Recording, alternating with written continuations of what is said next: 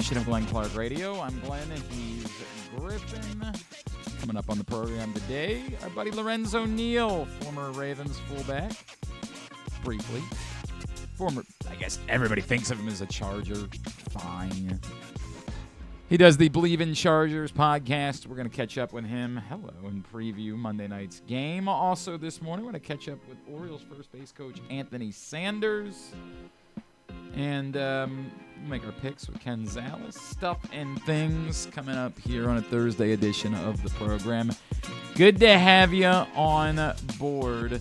So I got something to tell you about. You can get your tickets now for the Ed Block Courage Award Foundation's Holiday Party on December 9th at the Evolved Hospitality Catering Hall in Falston with special guest host Zay Flowers. The event includes a live podcast show, the audience Q&A, meet and greet, and photo op with the Ravens star wide receiver. Enjoy a tailgate buffet from the three-time Best of Baltimore chef Zach Trabold of the renowned The Local Restaurants. Donate a toy to support the children at St. Vincent's Villa and receive an autographed picture from Zay. Tickets are $100 each. They're available now at bidpal.net/holiday. It's holiday, but with the Z instead of the D, 24. bidpal.net/holiday 24. You'll want to check that event out. All right. So a couple of things today. The Ravens did get on the practice field yesterday, and Roquan Smith wasn't there. Now, that doesn't sound great, but much like Kyle Hamilton a week ago, Wednesday isn't the day that matters, and particularly this week, Wednesday doesn't matter at all because it's a Monday night game. So that's something that, while it ain't great today, you monitor that throughout the course of the week. And this week, it's not even Friday that's the day that really matters. It's actually Saturday that's the day that really matters, and that's sort of the final window of the week for the Ravens and the hopes of Roquan Smith playing in Monday night's game. It would clearly be problematic if Roquan Smith isn't able to go, as we saw the moment that Roquan Smith wasn't on the field against the Steelers, which is complicated because, you know, we acknowledge Roquan Smith hasn't on the whole this season been as good as he was in the two seasons prior, but he's still even the lesser version of Roquan Smith is still a good football player and is still better than the alternative. We can quarrel about whether or not this version of Roquan Smith is, you know, a $20 million football player. We can have that conversation, but that's a separate conversation from these are nuanced things, right? Like when we used to talk about C.J. Mosley in town, it was, yeah, he's good, but was he worth the 16th overall pick? Like, that's a different conversation than is he a good football player? Oh, he got that one interception. He did. That one was a big one. Yeah. Got him into the playoffs.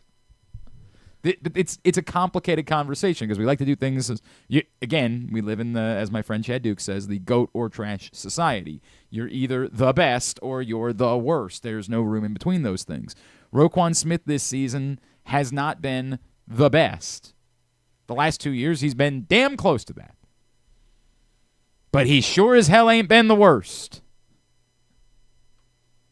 And it would be painful for the Ravens to be without him, and presumably the Chargers would suddenly like to go to the middle of the field a lot. Might be a good week to play Will Disley in fantasy football if Roquan Smith can't go on Monday night. This might be an option that you'd like to consider.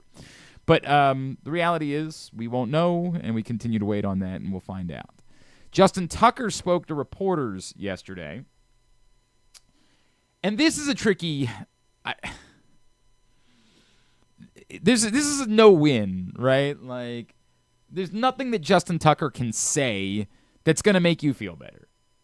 It's just not the way this works. What if he said, I fixed it, guys? Right, great. Then you'd say, okay, we'd like to see it. And essentially, that kind of is what Justin Tucker at least attempted to say yesterday when he spoke to reporters, even suggesting that he already fixed it by virtue of the 54-yard field goal that he made, saying, and I'll pull this one from Jeff Zrebeck's Twitter, "The adjustment is pretty clear. I just need to make a point to not let the ball go left." We'd probably agree with that. He adds that he said he changed his aim point on the last kick, and it worked out. And as we remember, after missing the 47-yarder and the 50-yarder, he did turn around and drill a longer kick. Like, he did make a 54-yard field goal after those two misses. So if you take him at his word, it's already fixed. There is no issue. He solved the problem. Is it as simplistic as that? Probably not. Probably not. I'm very frustrated because the U.S. is about to lose to Australia in the Davis Cup. The Chris Davis Cup is going on currently. Not the Mark Davis Cup? No, the Mark Davis Cup actually happened weeks ago. Uh-oh. Believe it or not. Oh, okay. He's got his. That one's taken care of. No, this is the Eric Davis Cup, however, is still coming. You want to do this, or you got it in you? We could do the. You got it in you? You got the Davis Allen Cup. Davis Allen. How about the Davis Mills Cup? You could do the. Well, we got the Al Davis Cup too. The Al Davis Cup, sure, 100%. How about the Davis Love the Third Cup?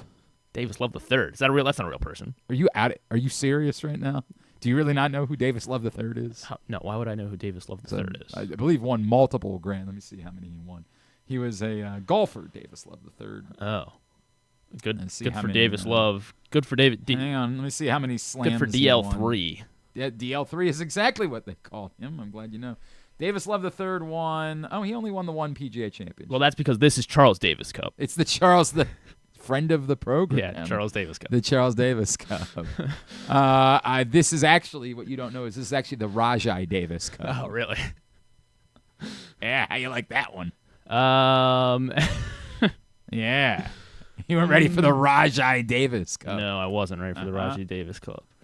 I just didn't think it was the Rajai Davis Cup. That's Come on. Because it's probably the Oh boy. It's the Are you gonna be ended by Rajai Davis? Is no. that gonna be the finisher? No. Is that gonna be the finisher? It's gonna be the darn it. Oh No. Oh, say the words. Say it. Say it. Say it. There's Say got to be one more Davis out there. Say it. How about the darn?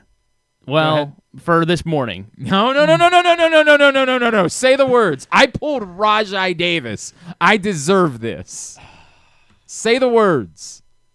I'm gonna kick myself. Say the word. As soon as I say it, there's gonna be another Say Davis that the comes word. up. I have at least one more in the holster, so you're in great. trouble. I I only prepare one more ahead. I don't want to, because in my brain. Although the problem becomes if you take the one that I have in the holster. Exactly. We're gonna have to turn the clock on. You got 10 seconds. I guess for 2, this 3, this moment, you are 5, 6, you would be 7. you're the king of the Davis Cup, I guess. Thank God. You get. I guess. By the way, no, you don't get to put qualifiers on it. How about star of a league of their own, Gina Davis? That's a good Davis. Yeah. This is her cup? Dottie. I don't know who else I would go to after that point. I have no idea who would have been next on the list. Oh, you know? Oh, God. You know who he didn't think of? Who did I He think just of? got punched in the balls the other night. AD. Oh, Anthony Davis. Anthony Davis. That's a good. Anthony Davis Cup. Should have known the Anthony Davis Cup. Should have been higher on the list. Definitely should have been higher on the list. I pulled Rajai Davis before I pulled Anthony Davis. That's a wild world that we're living in, dog. All right, anyway, I don't know what we're doing here. Oh, the Davis Cup. I'm very frustrated because I'm frustrated too. I can think of more Davises. yeah, that's really embarrassing. Should have known the Sammy Davis Jr. Cup. Yeah. Sammy Davis Jr. Cup would have been a good cup. Did you just look up famous Davises? Famous Famous Davis's barbecue, obviously.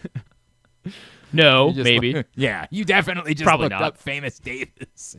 Probably not. What are some other ones that we forgot?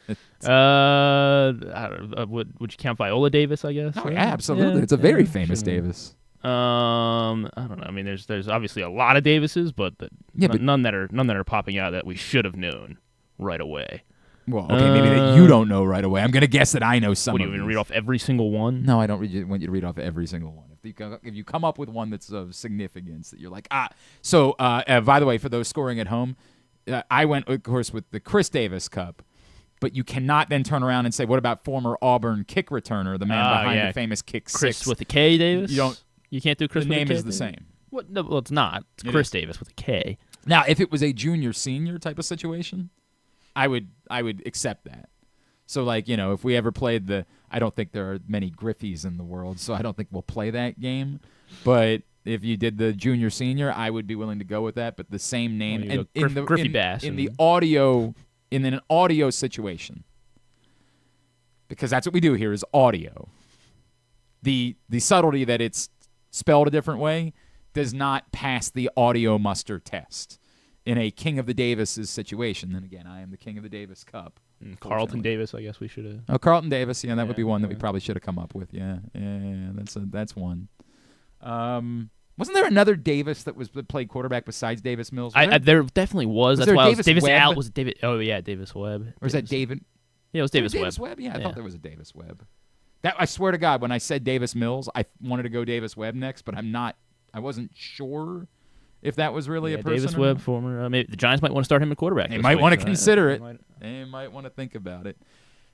Just flexing over here. You haven't won one yet, have you? You've been the king. Well, you've got about 20 years on me, so you know. What does that mean? You know more. You should been know around all the more young Davises. pop culture people that I'm not from. You could probably start naming YouTubers named Davis, and I would say I got nothing. I got absolutely. Oh, Gabe Davis is definitely one that we should. Gabe Davis is definitely should have known. The Jaguars wide receiver, Gabe Davis, 100%. Well, that's embarrassing for you, pal, because I was good. I didn't need more Davises. I had all the Davises I need. Oh, this is a bad one. What? Gervonta Davis. Oh, God! Yeah. All right, let's move on. At some point, this is just going to be the show. I'm just letting people know ahead of time. We've gotten to the point. The more people that stop returning our phone calls, the more likely you're going to get this content here on GCR. And for some of you, you probably enjoy it. For others of you, you're like, yeah, it's... I mean, you should enjoy it. It's pretty good. Not when we're missing pretty obvious Davis. Orioles legend J.D. Davis. I don't know about Orioles legend J.D. Davis. I got Eric Davis, so I'm feeling good about that one. There was another Eric Davis, I think, that played for the 49ers, if I remember correctly. There was Eric Davis. Sounds probably right. Oh, Chili Davis, right? Sure. Right? Sure. Right? Yeah, sure. Hang on a second. Yeah, the legendary Chili Davis. He was... Oh, Vernon Davis, yeah. Oh, boy. Yeah. Oh, boy. This is not our finest. Now, I'm saying our, like I did anything wrong. This is on you. Yeah, Chief. right, sure. This is on you. You were the one that tapped out. I might have come up with all of these Davises. Yeah, but you came up with Rajai Davis first. I did. I went first to Rajai Davis. Well, I was in a baseball. I was searching baseball. Yeah. After I had said Eric Davis. That's where I was. I like that we're doing a post-game. I like that we're doing post-game analysis of the Davis game. There was a former baseball player from the early 1900s, Quack Davis. If you had pulled Quack Davis, I actually might have called you the King of the Davises if you had come up with Quack Davis. Save that for when you play the home version with your friends. Right. When you guys are sitting around the bar the kids don't go to the bars anymore.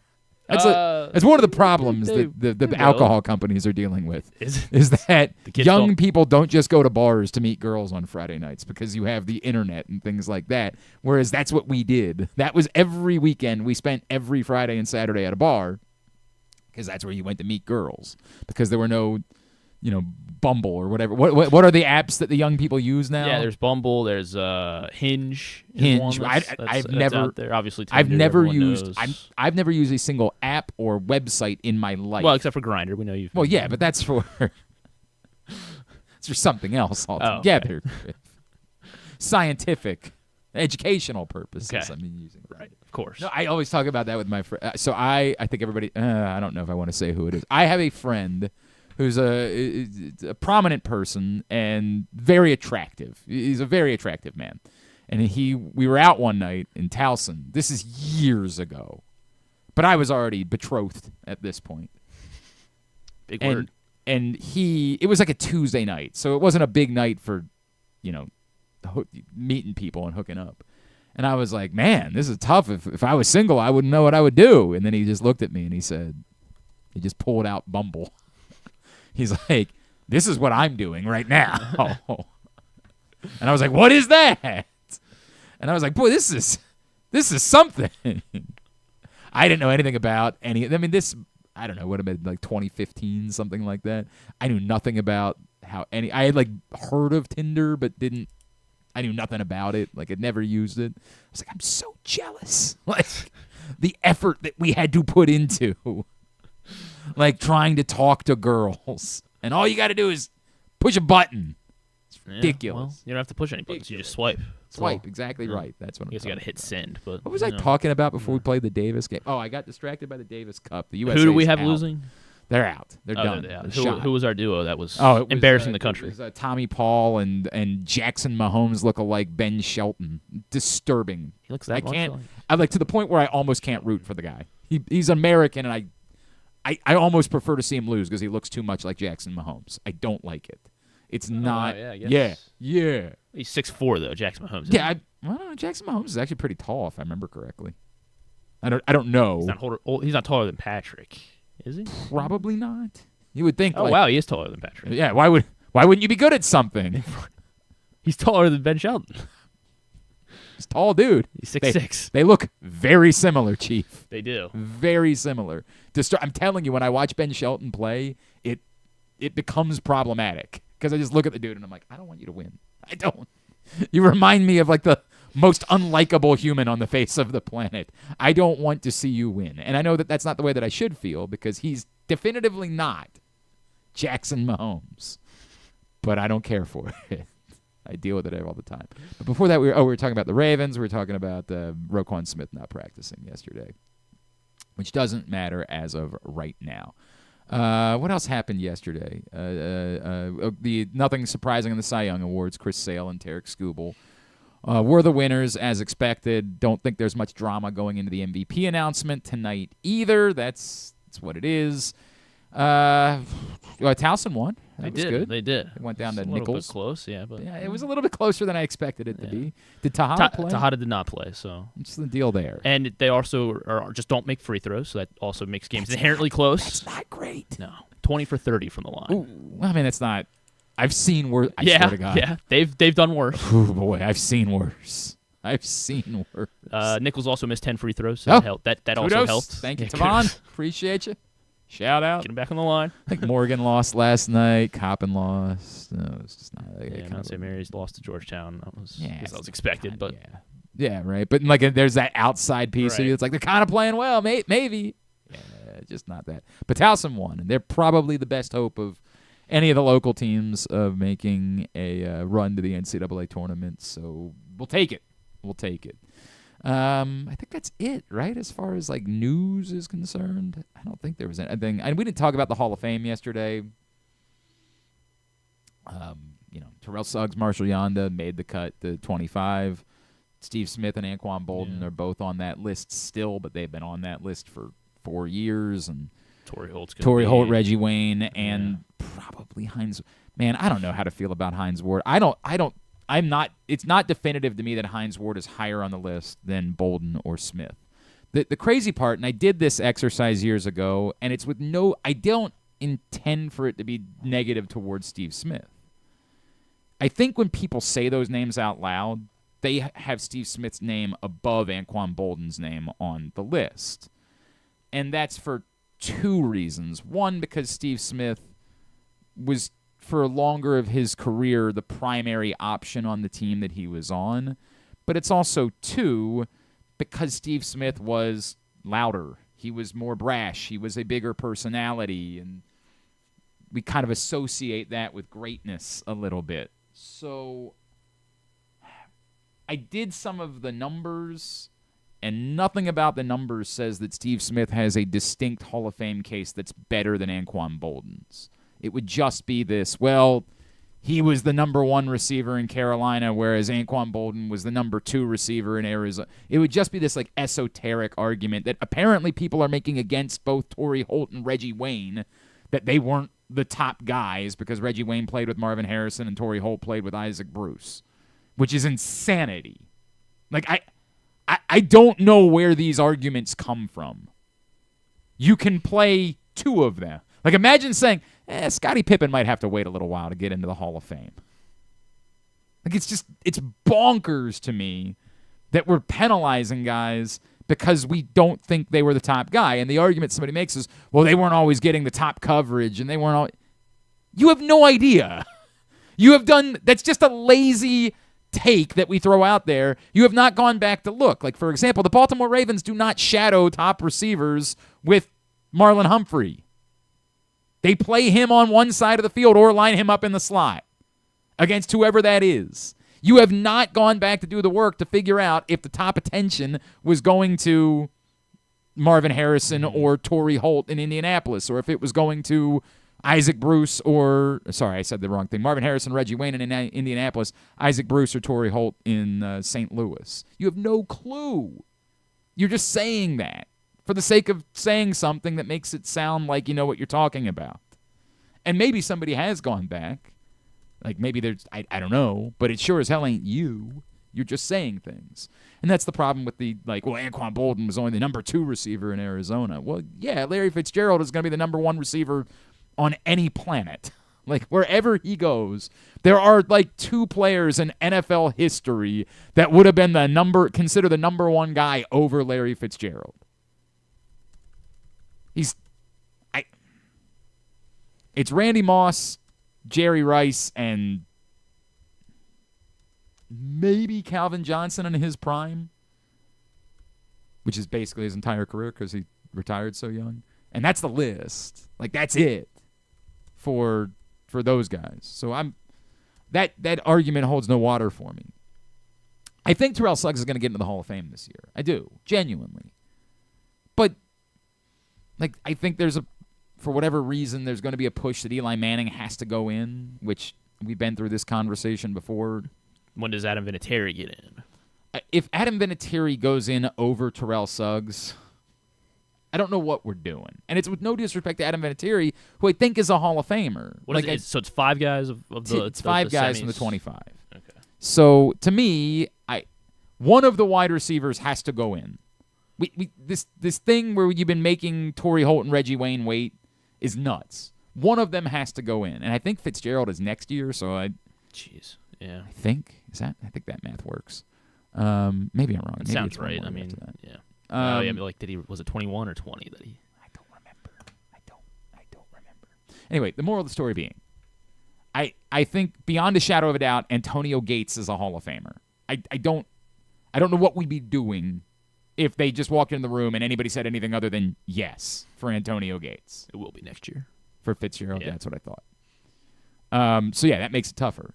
And so I'm going to say Holt or Wayne has to go in. You've got to put a wide receiver in. You've got to keep trimming that logjam. If you, knowing Fitz is coming next year, don't get a wide receiver in this year, shameful.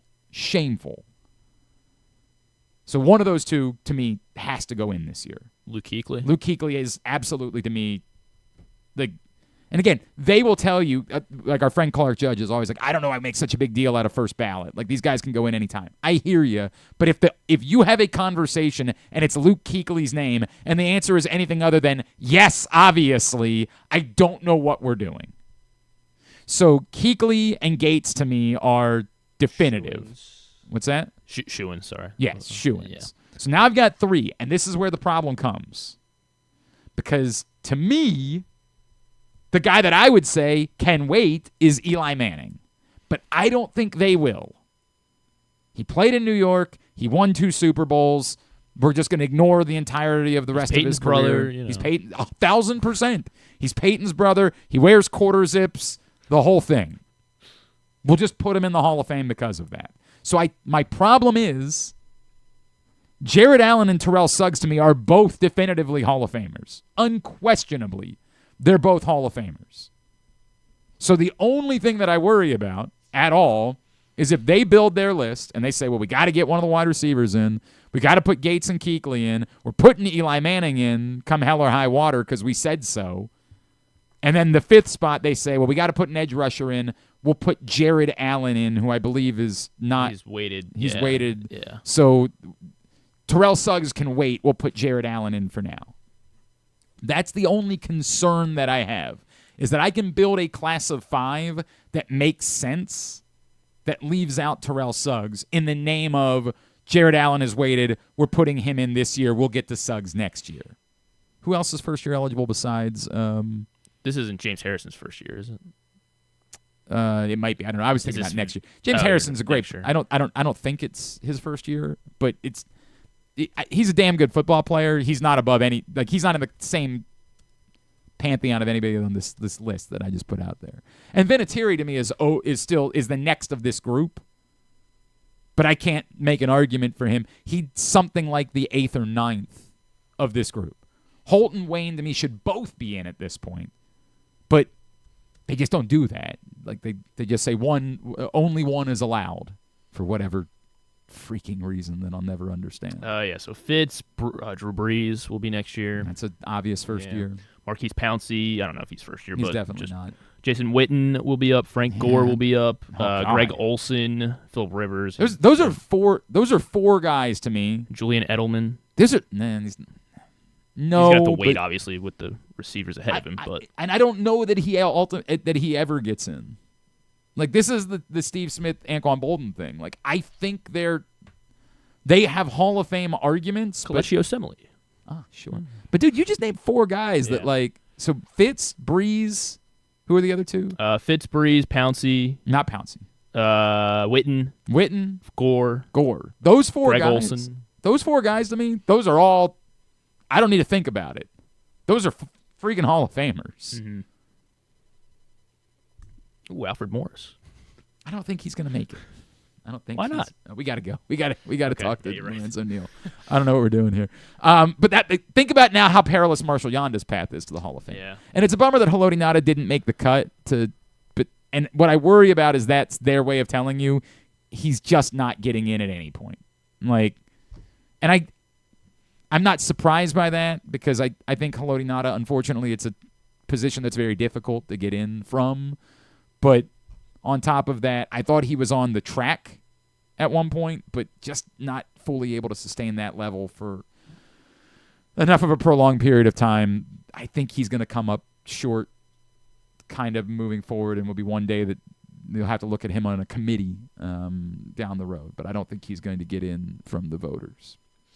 I think Terrell Suggs gets in. I do, but it's not as slam dunk, unfortunately, to me, just because of the Jared Allen factor, where they might say, we're putting in one edge rusher, we're putting in Jared Allen. I think that's possible from the voters this year. And Marshall Yonda, I don't think has a chance of getting in this year. He's the type that needs to stay on this list for as long as he can, so that hopefully there is a year. Like, next year ain't the year, but hopefully there's a year down the road where it's a little bit of a thinner group of first-year eligibles, and you can revisit some of the arguments for some of these other players.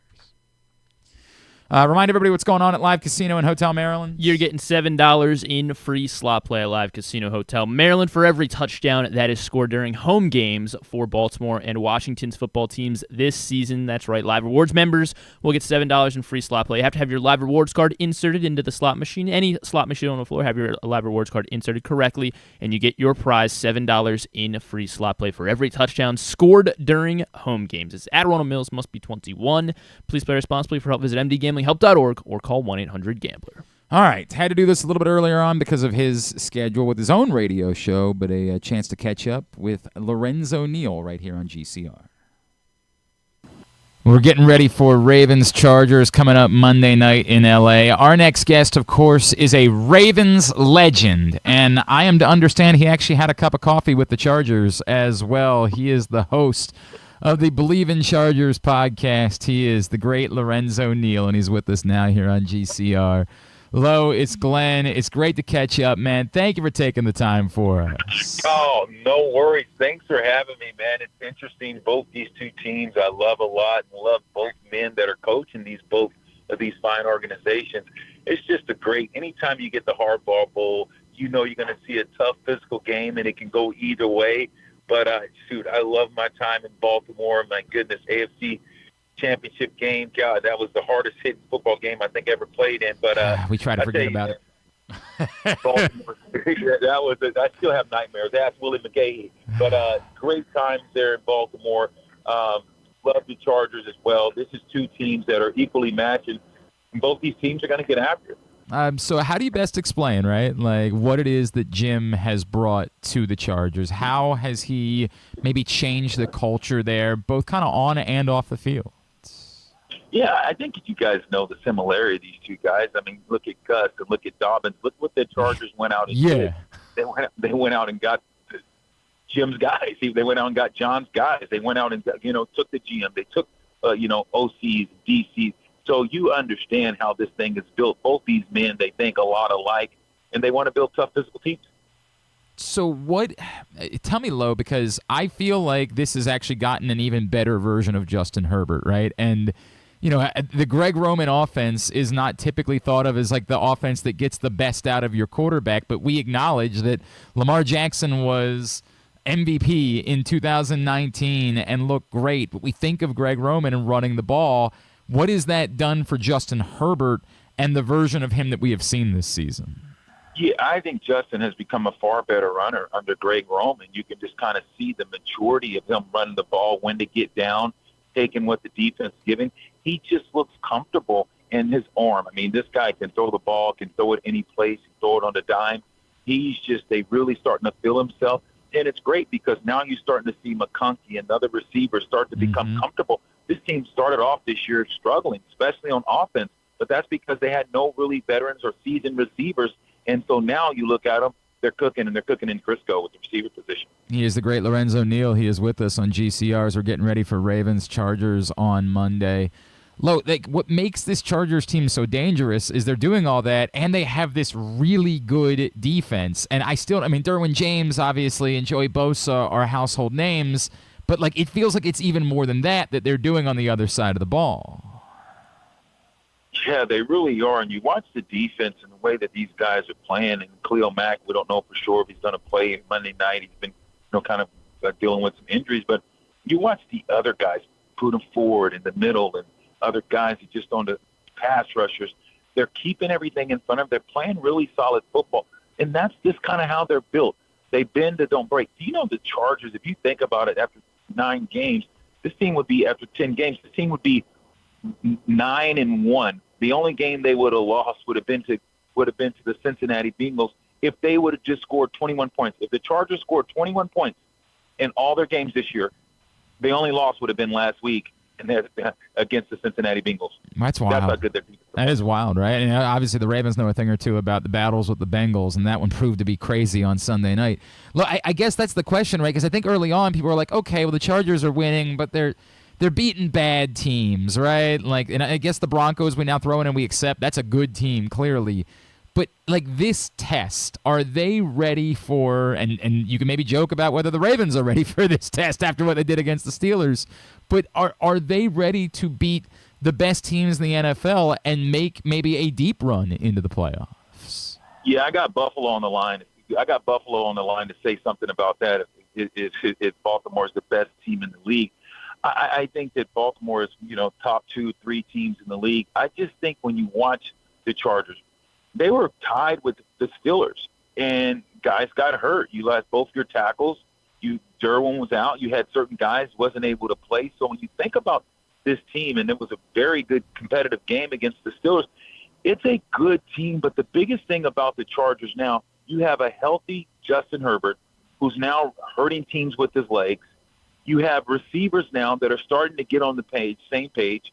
You have Will Dissly, who wasn't a pass-catching tight end, but Herbert has made him elevate his game because he has to. So when you think about this offense, it wasn't never the defense like you alluded to. It's been the offense, and I think the offense now is just starting to put it together. So I think this Charger team is poised to make a push, and they're going to be right there at the end of this thing, battling for it. All right, Lorenzo, what is should we expect all of the stops to be pulled out? John and Jim Harbaugh faced each other twice as head coaches, and John's got the better of it both times. Should we expect that Jim is going to the back of the playbook, that we might see 5 fake punts, double reverses, stuff like that in order for him to finally pull out the win over his older brother? Yeah, you know what? I don't think they'll get caught up in that. It's going to be I think that's the reason why to just stay consistent. both these two teams are going to be physical. Both these two teams can get after it on defense. And, Lamar Jackson's league MVP and the things that he brings to the table. This is just going to be a hard fight-fought game. And I just think this game can go either way. Maybe the team with the ball last wins this ball game because both these teams are going to get after it, especially you look at Lamar Jackson on Monday night. I think he's only got 4 losses, 13-4. You think about them, how they play after a game, just the way that they're going to, after letting the Steelers team beat them when they had the Steelers look like they should have won that game. So you're going to see a great competitive game this Monday night. Can you tell me a little bit about, for guys like J.K. Dobbins, who I am a number one fan of J.K. Dobbins, right? Look, Derrick Henry's working out great in Baltimore. I'm not going to complain about it, but I love J.K. Dobbins, and it was just heartbreaking to see everything that he went through. For those guys, what it means to face your former team, we just saw it with Patrick Queen a week ago. Do we make too much of that, or given how many of them are there, that could be a bigger storyline and what this means to them going into this week? Oh, both teams. If you look at the Ravens went out and brought in an ex-Charger player, Ben Loy. Look at the way he's playing. So I think all these guys want to win because they want to say, hey, told you, we beat you. I played on several different teams, and I couldn't wait. With Cincinnati Bengals, I couldn't wait to play the Tennessee Titans to find a way to beat them. When I was in Baltimore on the Ravens, I couldn't wait to play against the Tennessee Titans, and we ended up winning that game, knocking them out of the playoffs. That's right. So absolutely there's some little extra added incentives for you to play well in those games. Matt Stover kicking the field goal at the end, the legend himself. Look, with all that in mind, because I brought up J.K., right? What he has become, how he's been able to put it all together in a healthy season this year. What do you describe what he's been able to bring? Because he truly looks like a star this season in L.A. He just runs hard. He just continues to try to get better. You watch both that two-headed monster. These guys they're getting better, and they're playing really hard, and they're really doing a great job.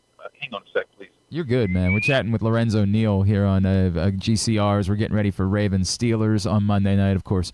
Former Ravens fullback and one of the great fullbacks in the history of football, and now part of the BLeav in Chargers podcast with Matt Money Smith. Yes. Go ahead, man. Yeah, no, me and Matt, we do have a great show, BLeav in the Chargers. We love it. I just think that both these running backs, both come from Baltimore, and both they're playing with their bravado. But I just think that this is just going to be a great matchup because you got two teams. You got to realize these are two teams top 5 in the AFC. These are two top 5 teams. If you look at, Kansas City, you got to talk about Kansas City because they're Kansas City. Of course. Buffalo, and then you got to say, hey, the Baltimore Ravens and the Chargers, Denver's in it. So these two teams are going to go at it. This is going to be a hell of a game. I just can't wait because just everything that's riding on this. It's a Monday night. The Ravens just came off a big loss, had an opportunity to win that game. Tucker was, one of the best, or not arguably the greatest kicker of all time, had a very difficult day. So this is a redemption game. There's a lot riding on this game. Monday night, the brothers going at it, the Harbaugh Bowl. This is going to be a drag-out sock'em going after it football game. Can I ask, because you brought up Justin Tucker, what does it do for a team when you're worried about that? It's been a long time in Baltimore since we've had to worry about a kicker. So, it's been decades. What does it do to an entire team when you're not sure? What your thought process, what kind of impact does that have on a team when you're going through it? It puts a little pressure on you because now offensively offensively, we can't leave it to the kicker. We got to try to get in the end zone. So sometimes it can put some undue and unjust pressure on your offense because you're trying to score and you're not thinking, okay, look, we have a good enough guy. And this guy, he's a legend. He's going to get it together. I mean, I've been on that same end, and I think you can go back and think about some recall. We had a phenomenal, great kicker, and he choked against you guys. And I was with the Tennessee Titans and Al Del Greco. Yep, that's right. Al Del Greco. That's right. Do you remember those? He was money, Mr. Automatic inside 30, 40 yards. I mean, the guy, what a legendary type of kicker, choked. And we knew going into that game, the winner of the Titans and the Baltimore Ravens were going to win the Super Bowl. Yep. And you see, after Baltimore got past us, It was a cakewalk to the Super Bowl. That was the Super Bowl that night, that day. That's a great point, man. That's a really, really good point. And those are fond memories that we have, unlike that 2008 championship game. We don't like to talk about that one. Hey, Lo, before, if I could, just because, the John Harbaugh side of things, the guy that you got to know in his first season, right? How do you explain how he's been able to stay to this point, because this is not a league in which typically coaches last, and it was ironic that we saw John and Mike Tomlin last week, and unfortunately Mike Tomlin's gotten the better end of that a little bit recently, but how do you explain how that guy that you saw that season has been able to last as long as he has and find the success that he's had in this league? Because they're both with great organizations. The Steelers, how many coaches have they had in their whole history? 3, Think right? about that. Yeah, right. And look at the Ravens. They stick with the guy. If you don't just stink it up, if you stay above 500, why fire a coach that's taking you to AFC championships, that's getting you to the playoffs, that's won you a Super Bowl, that's been to AFC championships as a rookie coach? The reason why he's able to do that is because you know what you're getting from the start. He's fair, he's honest, he's a great man, they're a great family. But look at his character, look at his family, look at his mom, look at his dad. You think about why these guys will follow them and run through a wall for them, because they're going to hold you accountable. These Harbaugh brothers, they will hold you accountable. They'll love on you when they need to love on you, but they ain't going to let you get away with it. They want guys that's going to show up. I remember when being in Baltimore the first year, and Ray and Ed Reed, locker rooms kind of, you have extra lockers, and it's all cool. So Ray and Ed, they have 2 lockers. I think the kicker did too. What was their kicker at that time? Matt Stover, yep. Yeah, Stover's a great dude. And so they all had 2 lockers, no big deal. Harbaugh, as rookie coach, have the galls, have enough gall to go to those guys and say, look, guys, I want everyone to feel that they're on the same page. Not that you guys couldn't, or not that you haven't earned this locker space and this, but hey, it says something. You know what all those guys did? They bought in. Eddie, they gave up their, Ray gave up his. Ed gave up his. They said, okay, we'll just go with 1 locker. Even though that next locker was empty, they bought into what Harbaugh was doing. So that's why he's had so much success, because he's going to tell you no matter what, whether you're the best or you're not the best, he's going to be consistent, and he's going to treat everyone fair. It's great stuff, man. Lo, what's going on? You were always one of the most fascinating cats, right? Like, you just always seem to be involved with everything, dude, and I love chatting with you because of it. What else you got going on in your world these days? Yeah, you know what? God is good, man. I'm so blessed. We're all so blessed that we're above ground. I'm happy Thanksgiving week. Start off our Thanksgiving week. We got the Ravens and Chargers. And just, man, be sure to tell everyone that you love them. We have so much to be thankful for. We live in the greatest country ever. We have our family, and you have your health and your life and your strength. And we got to start slowing down, taking time to tell people that mean something to you, that you love them, and give more love. That's what the world needs. We live in a world that's constantly changing, and people want to express themselves. There's nothing wrong with that. But the world needs more love, and we need more Jesus, more God in our life. That's what I'm about, man. It's about getting older. It's about serving and helping others. And that's what I would love to do. Lo, I'm thankful for you and the time that you spent with us, man, and all the conversations we've had over the years. Always appreciate you, brother. Thank you for doing this, and looking forward to a great one on Monday night. No worries. Cheers. Let's do it again. Let's go. Let's see what happens tonight. Both teams I love, and I'll tell you what, tonight the best team wins. That's Lorenzo Neal. Obviously Monday night, not tonight. But, no, I appreciate him taking the time for us this morning. All right, when we come back in, we're going to make our picks for the week, including Ravens-Chargers. Ken Zalis joins us next. It's Glenn Clark Radio. Brace yourselves for an unparalleled in-person betting experience at the Green Turtle Bet Park Sportsbook and Bars in Canton and Towson. Experience the thrill of live betting with Baltimore's only state-of-the-art Vegas viewing TV experience. Choose between their on-site tellers or the convenience of their self-bet kiosks to place your bets. And now stop by the Green Turtle Bet Park Sportsbooks in Towson and Canton every Wednesday for a free $10 bet. Just show up, sign up, and get your $10 bet for free. Must be 21. Please play responsibly. Gambling problem? Go to mdgamblinghelp.org. Hey Baltimore, it's number 10, Arthur Millette, and I'm hoping you'll slot us in all season long for the Arthur Millette Show. We'll be traveling around the region all season, giving you the chance to get to know me and my teammates. There will be some football talk and a lot more. You can watch this show live on Pressbox's Facebook and YouTube pages and listen every Friday night on 105.7 The Fan. Find out more at PressBoxOnline.com/Millette. The Arthur Millette Show, the only show in town that's a work of art. Visit Hartford is bringing you a brand new event this holiday season that the whole family will enjoy. Leidos Field at Ripken Stadium, home of the Aberdeen Ironbirds, will transform into a holiday light experience.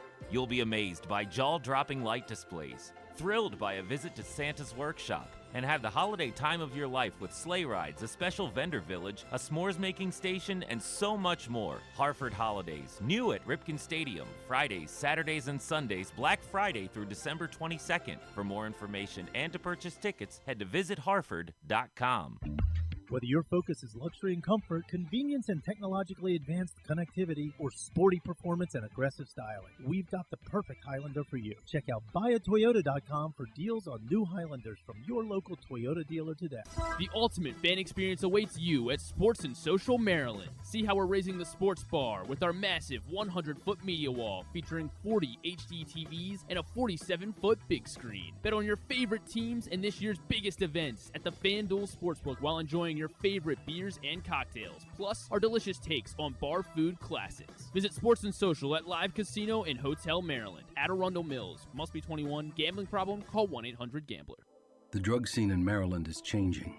Fentanyl and xylazine are being added to street drugs, and you may not even know it. Xylazine is not even intended for humans, and fentanyl is an opioid 50 times stronger than heroin and contributed to over 80% of overdose deaths in our state. Anyone who uses drugs, even occasionally, is at risk of overdose. To learn more, visit stopoverdose.maryland.gov or call or text 988. Gambling can be a fun and entertaining experience, but there are risks involved. If you're planning on betting on the game at the casino or on your phone or computer, know your limit, stay within it. Set a budget and a time to stop. Remember, gambling isn't a financial solution, and it doesn't mix well with alcohol or drugs. Know the risks and have a plan before you begin gambling.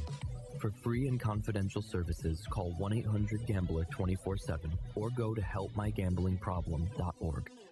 Driving in Maryland? Did you know an Easy Pass from DriveEasyMD.com can save you time and money? Of course you did, because you are a thrifty driver. An antenna reads your Easy Pass transponder and automatically deducts the toll from your Easy Pass account. There, you just saved money with Easy Pass, all without slowing or receiving a notice in the mail. Well done, thrifty driver, well done.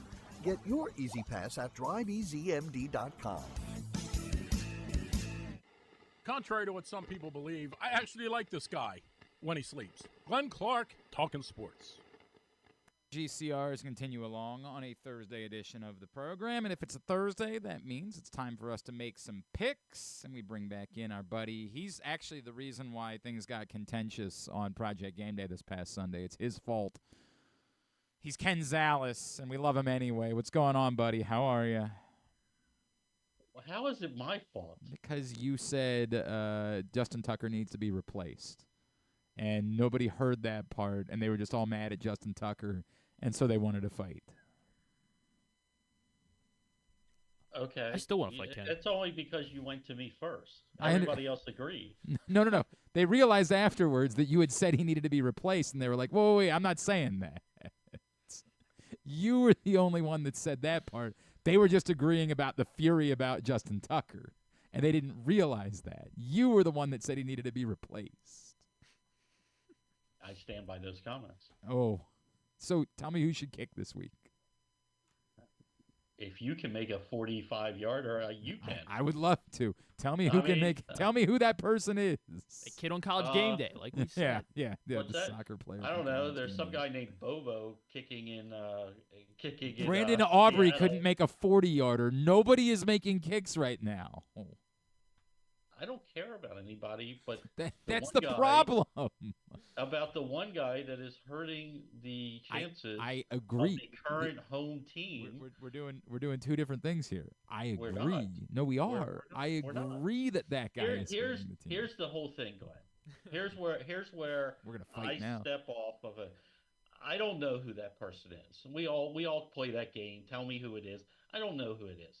What I can't wrap my head around is that we think it's okay, and miraculously something that has gone on for over a season is just going to magically fix itself because it hasn't been able to fix itself in 12 months, and we're not going to do anything about it. So it's twofold, right? Like the part where you say it doesn't matter who it is, in an off season, of course, when you have the entire off season to figure out who that person is, do a kicking Mason competition, sign a kick. Yeah, Mason Crosby, who couldn't make kicks when he was kicking. That's going to be your answer. He can hit a 40-yarder. He doesn't miss. Brandon Aubrey missed a 40-yarder, Ken. You've brought up the same name on every air. Joshua Carty, Dustin Hopkins, everyone is missing there. Jake Elliott sucks now. Like, there is this thing where for 2 weeks this season. Schrader hasn't missed a kick. Yeah, because he's been on the team for 1 week. Yeah. For 1 week. He hasn't missed a kick yet. How do we got know that going for you? But how do you know he's not the next great kicker in the NFL? And if he is, then in 4 weeks he's going to be available and the Ravens should sign him. So why don't you turn because over a stone this is the and dumbest. bring a guy in to sign to the practice squad? That's a complete different conversation, and you know it. I just said this. I just said this to you. I said, my problem is that the team is not even trying to fix this. They're two different conversations. Saying Justin Tucker needs to be replaced right now, no. It's two different conversations, because I agree that I would like to see them sign a kicker to the practice squad. I agree with that. The point was you said he needed to be replaced, and to throw a team that's trying to win a Super Bowl to just say, we're going to pluck a guy off the street, and who knows, maybe he'll be great, is effing insanity. Like, if you said that to a company that you were running, you would be shown the door that day. If that was your thought process. If I was only good at my job when 75% of the time, and for the really hard stuff only 30% of the time, I wouldn't have a job. Ken, if the alternative is someone that's going to make look at Chris. Like, well, if the alternative was something that was a good option, then you'd be right. The problem is they're like I can find anybody to do 75% no, of they what KD can't. does. That's the problem. Like, this is the okay. We'll do this Monday night. Hopefully he is. Well, I hope that we're not doing this. I hope that we're not. I hope he's perfect, and we do not bring up his name. I hope that's the case. I hope they don't need to try to kick field goals. I hope they score nothing but touchdowns. That would be nice too. Yeah, right. I'd be in favor of that altogether. But this is the bit that we all. Well, just anyone. No. That doesn't work in the middle of the season. In the off season, 1,000%. In the off season, if that's where you are. Yeah. But bring some. You and I agree on this. Mm-hmm. Someone needs to be signed to the practice squad. Yeah, I would prefer that. And look, so, I have poked. Like to take a look. I have poked around on that topic because it is my opinion, and the people whose opinions I trust the most would say that's not important. Like, you're overblowing what that does. Either you have someone that's your kicker or not. Now, I disagree with that. Like, okay. But it's a weird thing to do because I'm going to be disagreeing in the face of people who know better than me, and so that's correct. It's a difference of opinion. Like, I think that there is value if you get to a point. Like, when we say he's been bad for some time, he missed really long kicks for a while. The thing where he's just missing that just cropped up. Yes, where you're missing extra points and you're missing. That's new. That's new. If that continues, let's not let it go on for a year like we've done the 50-yard. I agree with that. If that continues, where he's missing everything for a few weeks, then the argument about just anybody is better than this. Yeah, like I'll join you there, and I'd even say like you get the bye week becomes the week, right? Like you get 2 more games where even if you lose 2 more games, it doesn't your playoff chances are still fine. You're not going to be able to win the division. Obviously, you'll be completely out of it. But you're not 2 weeks away from your playoff chances being doomed. If this continues for 2 more weeks, then I can join the no matter what the alternative is, it's better. But I mean, if you're 7-6 in 2 weeks, we have problems. But like they're not out. They're not. Their playoff chances are not being determined in the next 2 weeks because the bottom of the playoff picture is still the Denver Broncos, who you already have a win over. Like you're not. This is the reality of the circumstances. Nobody wants to be. I'm just telling you, 7-6. Monday night's going to be a long show if they lose because I'm sounding the alarm. Well, I'm just telling you now. What alarm? What does that mean? The alarm. The missing the playoff alarm. Stop. Okay. Stop. Okay. Stop. We're I'm just saying warning you. things I hope they now. don't. Just saying things. I'm right. just telling you. It's All going to be a right. long show. 2 a.m.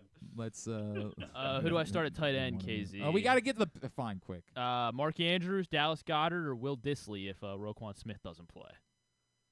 Yeah. I was leaning Goddard. Yeah, that's probably the safest of the three. Dissly kind of disappointed last week a little bit, and Andrews, the 4-game stretch was great, but you have so many weapons. Don't love the matchup for him this week, so Goddard's probably the safest. Okay. Is it Tucker Kraft who had a cool 0 or Zero? Wasn't that fun? Or Schoonmaker if Jake Ferguson's out? If Ferguson's out, I'm going to go Schoonmaker. I mean, you got a young quarterback that's going to look to dump the ball off To the other team. Look, To the other- I'm just going to say this, and we can make fun of the Dallas Cowboys, which is very enjoyable. But if you were forced into starting a Cooper Rush last week, you were A-OK in fantasy. 342 and a touchdown. Sign me up. Are you playing Kareem Hunt again, or is that dead now with Pacheco back? My options would be Pollard. Pacheco's not playing this week. No? I think he practiced. So. He was a limited participant yesterday. Yeah, I don't think he hasn't been activated. I think you got one more week to. If Pacheco's activated, do you play Hunt, Pollard, or Chubb? Yeah. I mean, Yeah, that's there's better. 6 teams on bye this week, Ken. I know. I love the NFL. Yeah, They've James really, Cook, Bijan Robinson sitting on my bench. They've really helped the fantasy players in week 12 and 14 while we're trying to. I actually have to play 2 of those guys. I have to play 2 of Hunt, Pollard, and Chubb. I can't play Chubb this week. It's an awful matchup on a short week, and he hasn't looked good. So you wouldn't do Jerome Ford over Audric Estime, would you? Actually, I would now. That's a match. Really? Where did Williams come back from the dead from? Estime got all the touches for 2 weeks. We're told he's a thing, and then he disappears. You can't start him. You can't start Estime. How can you trust him? I just really hate the NFL for this week. I just dropped him in a league, and I was so happy to pick him up 2 weeks ahead of everybody else. I had to drop him because of all this buy stuff. It's nonsense. All right. If I think of anything else, I'll let you know. It's really nice that in certain weeks there's only 2 teams on bye, so we have to put 6 in weeks 12 and 14. You can't just do 4 teams on bye every week. I know. It's just the dumbest thing. So stupid. All right, let's get to picks. Speaking of stupid, I continue to sit at the bottom of the table, but as I pointed out, I got closer last week despite going 3-6, which is a hell of a statement about what we're doing here. I'm at the bottom of the table. Ryan Shell is comfortably at the top of the table. There's still competition at the bottom as Paul Valley is only 1 game in front of me, and Andrew Stecca, fresh off a 2-7 week last week, Andrew Stecca trying to get back into that conversation. He's only 3 games in front of me. And at the top of the table, Ryan is 3 games clear of John and Little Rock, 5 games clear of KZ. 3 college games, 6 NFL games every week. What we got? Where are we starting? We are starting in College Park, where they are. Just get to the part where I pick Iowa and move on. They are hosting the Iowa Hawkeyes. Not doing it again. No. Not doing it again. Why? Not doing it again. Not doing it throwing again. in the towel? Not doing it again. I know that much. What's the line? It is 6.5. Oh, man, but you know in what? favor of Iowa. But you know what? Iowa doesn't have their quarterback this week.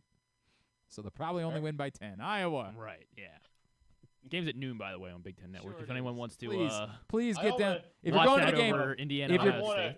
I want to pick Maryland just to pick the opposite of you. Yeah, right, because I don't think I've gotten one right all year. Just to make this funnier. Yeah, but, just stop it. But Pick Iowa. If I knew definitively that Cade McNamara was starting, I'd go Maryland. No, you wouldn't. No, Cade he's McNamara listed as stinks, number but- one. He's listed as number one on the depth chart right now. Iowa's got nothing to play for. They already have 6 wins. They're going to be looking ahead to the Nebraska game next week. They're the big showdown with Nebraska. Yeah, that's all that matters. Yeah. And this is Maryland's last chance at getting into the Quick Lane Bowl to face off with They're not Bowling beating Green. Penn State. Stop. Well, come on. It's over. It's over. I'm going to take Maryland. Good for you. I'm not alone either. Good for you. Jeremy Kahn's taking the Terps. Betting against the public. Joe Serpico, John in Little Rock, and the Savant. Ryan Shell. Ryan Shell is I think on Ryan has come up with his own formula. Yes, we're back in the home team. We're good fans. Sure. Then By the way, if you're going to the game, please bring canned goods, non-perishable food items for our friend AJ Ferentz's food drive. And if you can't make it to the game, please hit me up on Venmo at Glenn-Clark, and I'll go buy some more ramen noodles this week to donate to Sarah's house near Fort Meade this holiday season. Please get that done. Then we will go to the Bronx, Yankee Stadium, where Notre Dame, number 6 ranked Notre Dame, number 8 in the playoff ranking, right? Yeah, I think that's how that works. I don't care. They'll be taking on number 19 Army, and it's the Irish are laying 15 points. This game will be at 7:00, by the way, on NBC, as Notre Dame's laying 15 points. I want to believe in Army, but I think Army is better than Navy. I think that's been proven by the results of a few weeks, but no, Notre Dame. Yep, no. Just like when they played Navy. No. There are levels to this, and this is a different level. I also think Notre Dame's very legit. I don't really know how do you explain the NIU loss from week 2, but they've obviously taken care of business against everyone else. Army hasn't played anyone real, but my brother, who is in the Army, told me he believes in Bryson Daly, and so I can't. I want to be on the right side of history here, so I'll take Army, and joining me, the only one on Army besides myself, Andrew Steck. Oh boy, so we are the two. Boy. We are the two. Oh boy. On Army. Hopefully lose by less than 15. There you go. Let's go Black Knights. Then to College Game Day, big noon kickoff. Everyone's going to be there. Columbus, Ohio.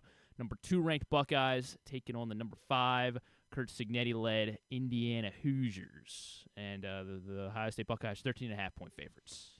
Damn it. Really? Over 2 touchdowns. I'm like, I'm on Indiana now. 13.5. Oh, I hate this. That's the thing, is that Ohio State doesn't typically paste anybody. But this just feels like a come to Jesus moment. Now, they're not. Do we know definitively that Indiana's not taking Joey Galloway's advice and just sitting Curtis Work? We don't know definitively, but I think they're going to play him. What the hell? I'll go Indiana. I got 13.5 points to play with. Indiana. I'm doing this just because I want it to happen so badly. I'm taking Indiana. I don't really believe in this pick. Yeah. But I just want to do it, and I want to see it happen, and I think America wants to see it happen so badly. Yeah, that'd be great, but I know. I mean, this goes back to my levels thing, and this happened to this coach last year. Like, all this, and then they played their biggest game. They were undefeated. Yeah, didn't they host game day? Yeah. College Game Day went there, and they got pasted. Yeah. So... But I'm going to take Indiana just for fun. Yeah, I already had my one pick that to have some fun with. That was Army. So I'm now you gotta. I gotta. Ohio State's laying less than 2 touchdowns. You're saying, at home. They're not playing Maryland, so I will take. I will take the Ohio State Buckeyes. You two are on the Hoosiers, as is Kyle Ottenheimer, Paul Valley, and Ryan Shell is on Indiana. Ooh, so you guys got some that. hope. You got some hope. Then we'll go to the NFL tonight in Cleveland. Steelers are laying 3.5 against the Browns. Like this does feel like the ultimate letdown spot, right? Like for a normal team, and it's not in Pittsburgh. If it was in Pittsburgh, you'd be like, well, obviously. But it's in Cleveland. This feels every ounce of a letdown, but it requires you to believe in the Cleveland Browns. And my brother in Christ, I simply cannot do that. Pittsburgh. So I don't either, but one of my very good friends and my college roommate is a Steelers fan. Mm-hmm. And he is rarely wrong when he says these things. And he has told me that this will be a classic Tomlin play down to your opponent type week. And they will just squeak out with a win. So I'm going to take the hook, and I'm going to take Cleveland. Yeah, I'm kind of the same spot. One of my best friends from high school is a big Steelers fan, and he's also, he knows when there's a when we're going to get a Mike Tomlin special. And this fits right into it. You got an AFC North underdog. They're at home. It's the low tonight is 32 in Cleveland, and they're saying, when it gets down there, they're going to get some lake effect snow potentially. This is going to be an AFC North football game. Also, the Steelers have never won on the road a divisional road game on Thursday Night Football. They're 0-7 all time. They're 0-5 under Mike Tomlin in that span. Tomlin is 2-8 overall on the road on Thursday Night Football. I'm going to take the Browns, getting 3.5 here. Me and KZ are on Cleveland. Jeremy Kahn joins us on the Browns, as does Joe Serpico. And yes, that is us. We are the four. So I have Ryan Browns. Shell. You do have Ryan Shell on the God. Steelers. All right. Yes. Then back now to Sunday, we will go to Indianapolis. The Detroit Lions are going to Indiana, and this game's at 1 o'clock on Fox, by the way. And the Lions are laying 7 even. Now that's fascinating. Man, that's an interesting. That's a horse of a different color. I don't actually believe in the Colts in any way. I know Anthony Richardson played well last week, but I have no belief in them. And the Lions look like world beaters, but a 7-point road favorite over a team that hasn't quit is bold. Yeah, I can't do it. Lions, I can't do it. That was a whole bunch of nothing. Lions. Yeah. The Colts won one game, and everybody wants to believe they're a good team again. And remind me, they beat the Jets by 1 point last week. That did happen. I will take the Lions as well. We got a lone wolf this week. Jeremy Kahn will be taking the Indianapolis Colts. Give me a. Ow! Thank you. Lone wolf Jeremy Kahn there for you. Then into the 4 o'clock window, pretty solid 4 o'clock window on Sunday that we will get to watch. 4:25 on Fox. The Green Bay Packers are playing host to the San Francisco 49ers. Packers are 2-point favorites in Green Bay.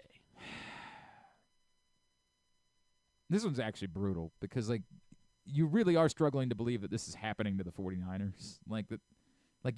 They're better than this. But are they better than this? And the Packers did just try everything in their power to lose to the Bears last week. This is a flummoxing game, but I guess I take the points. Give me the 49ers. Yeah, this is a brutal one because you don't have confidence right now in either one of these teams. But something's wrong with the 49ers. And I don't know exactly what it is because you look at all that talent and maybe it's just as simple as all their best talent is they're playing, but they're still hurt and playing. Mm-hmm. I don't like to bet against Green Bay at home. I don't think the weather's supposed to be fantastic. I'll take Green Bay. Yeah, I think we should still get a good game. I don't know which two teams are going to show up. I don't really have much analysis to add. My gut says the Packers, so I'm gonna go with them. They're at home and just haven't been overly impressed by the 49ers of late. George Kittle is coming back, so that causes a little bit of hesitation. Like he should be back this week.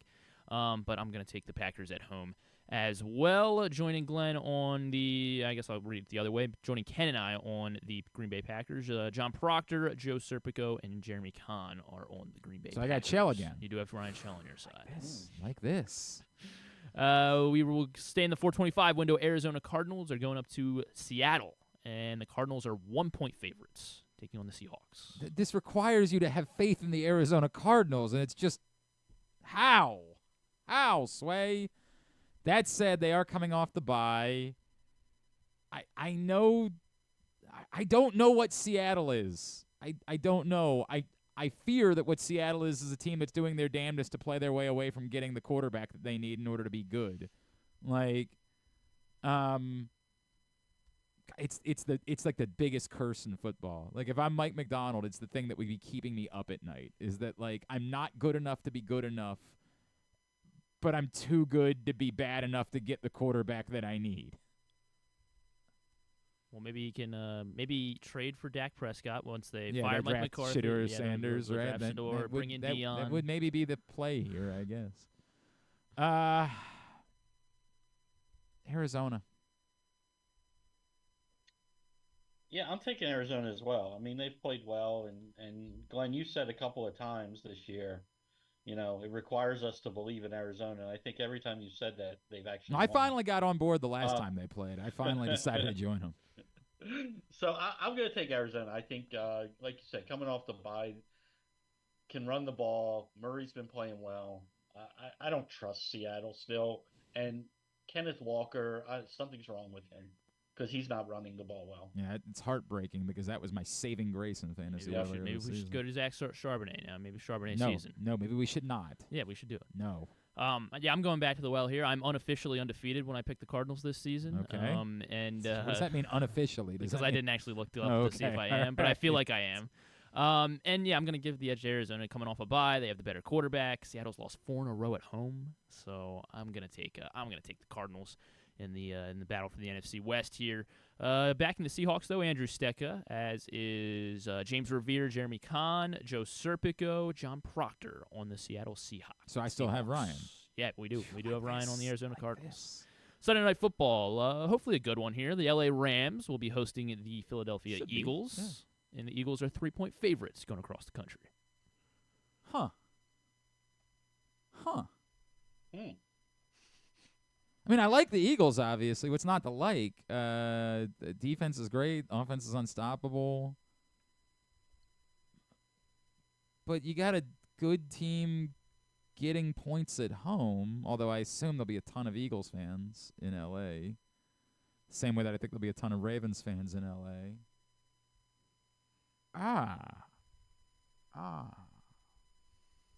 I'll play the points. Give me the Rams. Yeah, I'm not. I'm gonna stick with Philly. They've been playing really, really well as of late. Seem to have figured out whatever woes they had early on, especially on the defensive side of the ball. I want to believe in that everybody's healthy over there. Kyron Williams has been kind of a disappointment the last couple of weeks. Give me Philly. Yeah, the Eagles, I feel like, always find a way to beat the Rams somehow. They're 3-0. The Eagles are 3-0 in Los Angeles since the Rams moved back there. And I also, like Ken said, I think they're better. They've been playing a lot better of late. The line seems a little pushy, but I'll take the Birds here. And we're almost split on this one. 5 backers of the Rams. Glenn is on the Rams. Jeremy Kahn on the Rams. John in Little Rock. John Proctor, both the Johns on the L.A. And Paul Valley on the Los Angeles Rams. Yeah, Ryan Not Shell. the one I wanted. Not the one I wanted. And then finally, Monday Night Football. You catch it on ABC or ESPN. Or ESPN2's got a Manning cast, right? Yeah, so they do. we can watch this one everywhere. Ravens are at the Chargers, and the Ravens are 3-point favorites. If I was going to follow what I just said, then you play the Chargers and the points, right? I don't know. This is it. It's very un-Ravens-like to somebody would say, well, what about the Chiefs and the Raiders this year? I get it, but typically they look really good in these spots. I am worried about Roquan Smith. I mean, that is concerning. I don't know. The Ravens. Roquan Smith being out is a problem versus this team that runs the ball. I don't like it, but I'm gonna stick with them again. And it's only 3, feels pushy. Tucker with the game winner for the Hey. There you go. I'll take the Ravens. Yeah, I mean, this is also this is a Wait, big one. The Ravens. Wait, if Justin Tucker kicks a game winner, then you're not getting a cover.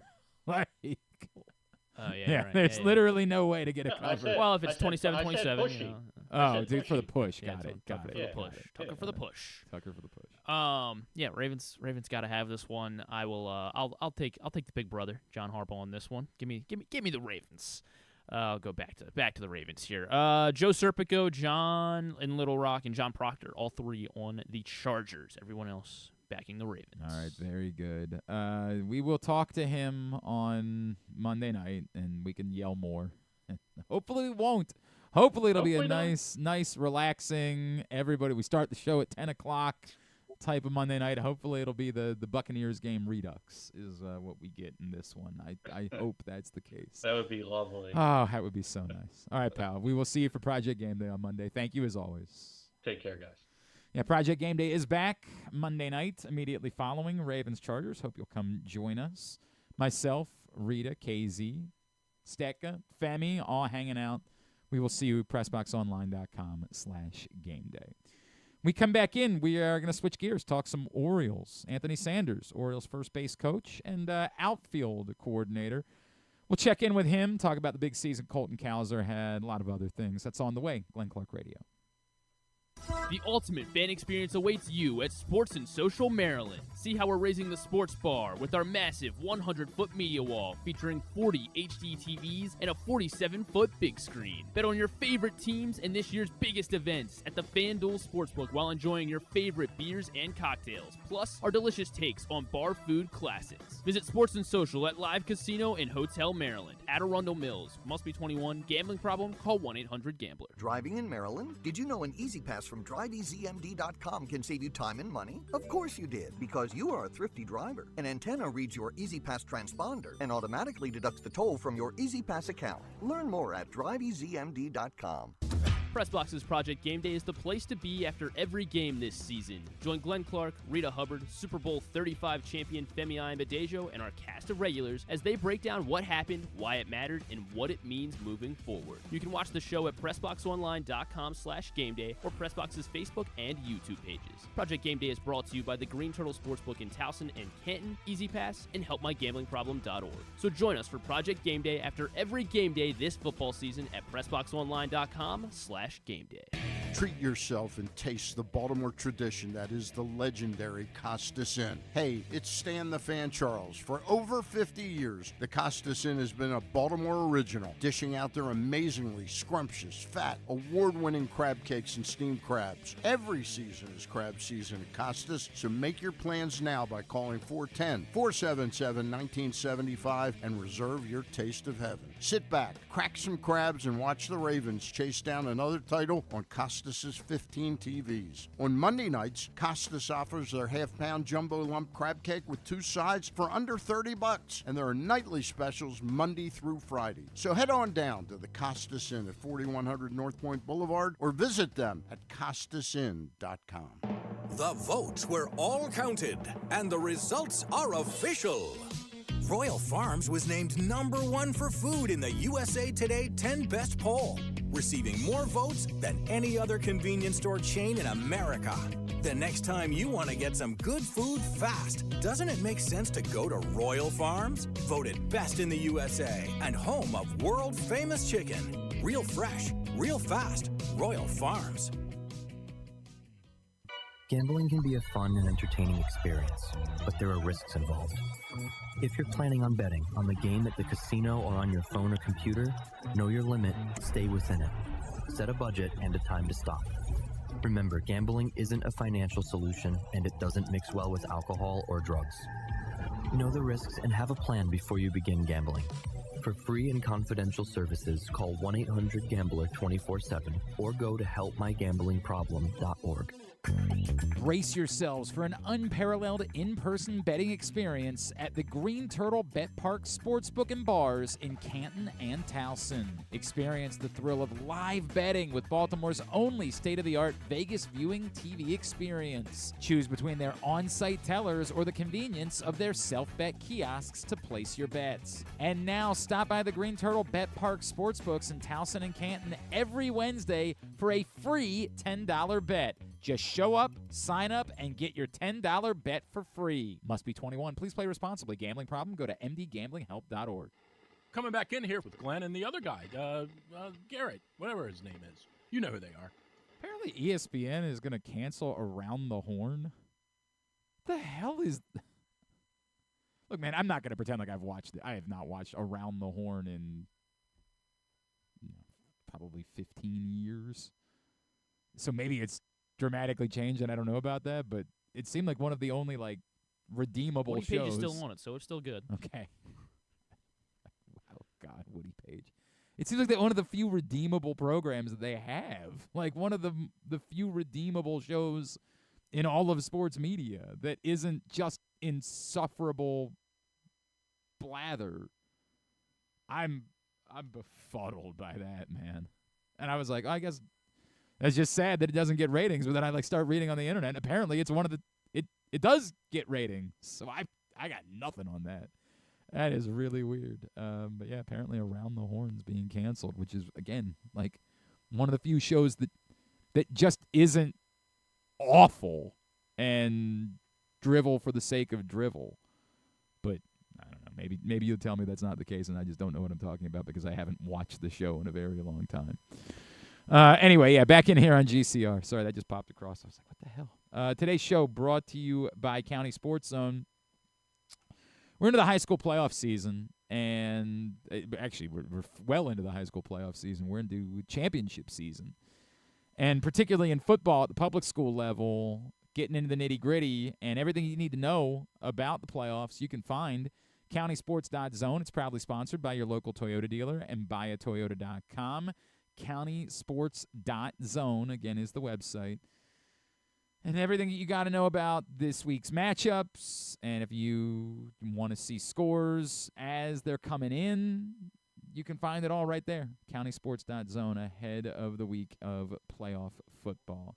And then I saw that Luka Doncic got hurt and is going to miss some time as well. You know, it's probably painful for whoever has the Mavericks in our NBA Cup bracket. Probably not thrilled about that, but otherwise, you know, better now than when the games actually matter. All right, let's switch things up this morning. Let's talk a little Orioles. Earlier this week, Colton Cowser finished an extraordinarily narrow second place in American League Rookie of the Year voting. Let's find out a little bit more about how that magical season came to be, and just an opportunity to catch up with Orioles first base coach Anthony Sanders, who's with us this morning here on GCR. Anthony, it's Glenn in Baltimore. It's great to chat with you. Thank you so much for taking the time for us. Good. I appreciate it, Glenn. How you doing, buddy? Everything is great, man. Anthony, if I could, right, like we remember the unbelievably magic start to the year that Colton Cowser had. What did you see that like made you know, okay, he's ready? That you know, that taste that we had seen before that of him at the big league level, was there a moment that made you realize like this guy is prepared for what it takes to compete day in and day out at the major league level? I think a lot of the true fans and people behind the scenes who see Colton every day have got to see him grow up, you know, right before our eyes, especially, you know, the year before coming up, getting a taste and, you know, being humbled a little bit. But then, you know, after he came back and just seeing him in spring training, the way he went about his business and the confidence he had, and that he knew that he belonged there and, you know, made a big difference in our season this year for sure. There's no question about that, right? And like, and look, you know, after the magical start, there were some ups and some downs. What did you think was the best thing that you saw from Colton as the year went on, and as pitchers were adjusting to him, and as he had to make adjustments? What impressed you the most during the totality of the season, and what we can expect from Colton moving forward? I just think with Colton, I mean, he has a different personality than probably anybody in the clubhouse. He's really loose, really confident in what he believes in and in his work. And, you know, just it almost seems like it's stress-free at times because of the way he carries himself. And I think that for him to be able just to forget, you know, the day before and move on to the next is huge. And clearly it's not just obviously what he's able to do at the plate, but we saw from him in the outfield. I know that's a big part of what you do, Anthony. Like, how comfortable are you? It feels like we're at a place where we would say Colton Cowser could probably play any position in the outfield and handle it at least a major league acceptable, if not higher level than that, right? No, for sure. And, going back a couple years, Sed Mullins out there in center field, who in my opinion is a gold glove center fielder. And then you bring Colton, who's witnessing that, who's also a gold glove candidate himself, who can play all three. And he's willing to do whatever it takes to, make the team better. And, Mike and Brandon and the decisions they make, and to put him out in left field and to cover the ground was a no-brainer. And he adjusted and did well and moved around wherever we needed him to. It certainly is. It's something to watch, and obviously we're very excited about what's going to be here for years to come with Colton. Anthony Sanders, you just brought up Cedric in center field. It's a topic that I talk about a lot on this show, and I wonder if you could maybe explain it more. What it does for an entire team to have someone that can cover that much ground. I will admit selfishly that people talk about, hey, well, maybe you could do this and try to trade Cedric. And I'm like, whoa. Any world in which that guy's not patrolling center field is terrifying for me. Can you explain how it impacts the entirety of the team when someone can cover that much ground in center field? Yeah, I get to work with Sed every day, and it's very special, from day one, seeing what he brings to the table out there in center field. And I know for Brandon and Mike, just having that comfortability of knowing that you have a guy like Gunnar and Sed, up the middle, the diamond is huge. And that's usually where most teams start. But, not to take anything away from, Sed or Cowser, but, every time Cowser's out there as well. I don't feel like there's a big drop-off because he's, versatile. But having someone out there like Sed is it's a game changer and a difference maker. And I agree with you, buddy. We always hear gossip about Sed here and there, but, at the end of the day, we all know what we have out there. Right. Oh, he's special, man. There's no question about that. Anthony, the news, obviously, in the last couple of weeks, there's going to be a bit of a correction related to the wall in left field, and it's going to come in. Can you maybe try to explain what the impact of that is for whether it is Colton or whoever's playing left field, the significance of bringing that in and how that can help this team? Yeah, I haven't heard exactly all the dimensions. I did talk to Nicole, our head grounds crew, last week, and she kind of explained a little bit to me. But until I actually get to see it and we stand out there, because when you sit out there before and you saw, how far it was and the type of athlete that needs to kind of be out there to control it, I think Mike and Sig and all those guys, have a real good idea of what they're doing moving forward, and how it's going to help our ball club continue to win. And I think a lot of our right-handed hitters will be obviously, happy. And I think what we have in place, though, with the kids we have coming in and what we have now, the ballpark is not going to play a difference in the direction that we're going in. It's going to be okay. I was really hoping that we could get a live reaction of Ryan Mountcastle when he got the news, like lighting off fireworks in his house. No, and he probably had missed out on 8 home runs just because of that over the years. So I think you're right about that. Yeah. I can't repeat every time he comes back to first base and the ball hits that wall what he says to me right now. I just have to try to stay positive with him, but look, man, and that and exactly right. That is part of the game. There's nothing you can do about that. And we saw from Ryan that the power more directed towards center field during the course of the year last year, and a bit of a correction that way. But I think it's going to be a good thing for him. Anthony, if I could ask you, clearly, I'm sure you guys are still dealing with the bitter disappointment of the way that things ended this season. When you kind of dissect it as a team, what do you think you guys take from the way things went in the second half, and how you build off of that? And we know there's going to be new faces in the coming weeks and new players that weren't a part of it. But this core group that we all know is definitively going to be a part of it, the bitterness that they felt, how do you build off of that and get the complete season and get to the place where you're playing your best baseball in October next year? Yeah, I think you hit on the nail. I mean, the year before, right, you see a bunch of young guys coming up there getting their feet wet and getting a taste of the playoffs. And this year, the expectations were a lot higher. And at the end of the day, you look at it, you got a guy who's 23 up the middle, and a couple 20-year-old and some other young guys. And, were the expectations too high? I don't think so because of the way, these kids carry themselves and their ability. I think it's just one of those things when a team gets hot or cold at the time and, things just weren't going our way, during that week right there when offensively. But, I'm confident that the kids have grown and, they're working their butts off in the off season, and I think we're going to be better for it. What's it been like for you, if I could, Anthony? Like your path to this point, and this being, where you've kind of made your bones now as a major league coach, and you've been in this for a few years. What's it been like for you to see the growth of these young players and the guys that have come through, and just dramatically how difficult things are, or not difficult, how different things are from this point than when you arrived in Baltimore a few years back?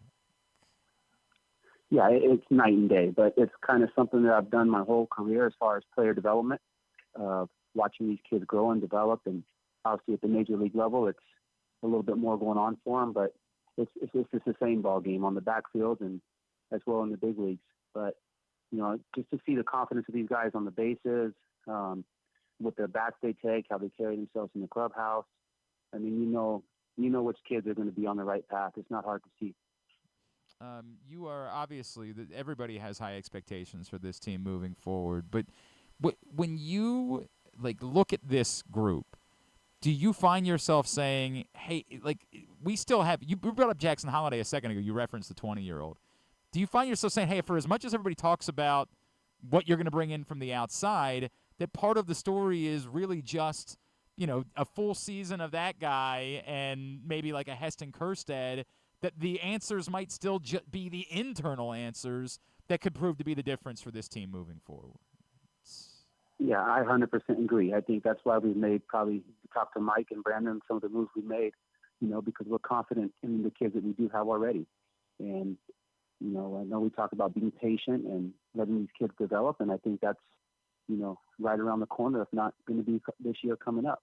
I think the expectations are going to be even higher. I'm not sure what moves are going to be made or not, but I'm 100% confident in what we have in place already that we're going to be okay. Your story. I just wonder, because you were someone, obviously, you're a baseball lifer, and had to grind, right, for every opportunity that you had as a player. What has it meant to you to be in Baltimore, Anthony, to be a part of this thing and to find a home to begin your own careers? I'm sure that you want to continue moving forward in this game. Yeah, I mean, obviously every coach around baseball can kind of see what Baltimore is doing right now and the direction we're going. And everybody you talk to understands, the talent that we have and the expectations that we have now. So to be part of that and, be part of the staff has been unbelievable, around a bunch of great baseball minds and obviously some very talented players. And you mix all that together and, it brings a really cool atmosphere to be around every day. You were once a gold medalist in the Olympics, and I'm sure you got questions about this a lot last season. As during the Olympics, we started hearing from a lot of big leaguers like, hey, I'd like to do that. I'd like to maybe be a part of that in Los Angeles in 2028. Can you tell? I know obviously it wasn't the same experience because, it wasn't a roster full of major leaguers in 2000. But could you tell me a little bit about what that experience meant to you in 2000? And as disruptive as it might be, what do you make of the idea that maybe it would be cool to see big leaguers get the opportunity to do that in 2028? Yeah, no, I'm definitely a big part of USA baseball, and I've got a chance to coach and play in the Olympics as well. And as you go around Major League Baseball and you start talking to all the guys who've taken part in different events that USA baseballs have, it's a small fraternity that's very special. And you make a long story short, back when I did go to the Olympics in 2000, I was asked to go to big leagues with the Mariners or go to the Olympics. They gave me the option, and not having much major league time, when I heard the Olympics to go represent your country, it was a no-brainer for me. So, I'm really looking forward to, the games and coming back to the States, and hopefully Major League Baseball's 100% behind it and lets, the best players in the world participate. Wow. I did not know that was the story. Have you ever regretted that? Do you ever have maybe if I had gone earlier, then, the career would have lasted long. Do you deal with any regrets related to that, or is that a decision that you're still thrilled about because you look at that gold medal and say, you can't take that away from me? Yeah, no, for sure. When I go home and get to see the gold medal and remember back how opening ceremonies started and the athletes that I was amongst, those are some of the best memories I've ever had in my career. So. Wow, that's really. Do guys talk to you about it? Do they ask you questions about that? Is it something that you can sense is fascinating to them? Yeah, I mean, I had conversations with Fed, when they were doing the WBC, Sure. because a lot of that is USA baseball and the experience and how international games are played and stuff like that. So, we get it quite a bit, but special time. But a World Series would be right, yeah, sure. We can keep it in context. I get that. That would be priority one, is World Series.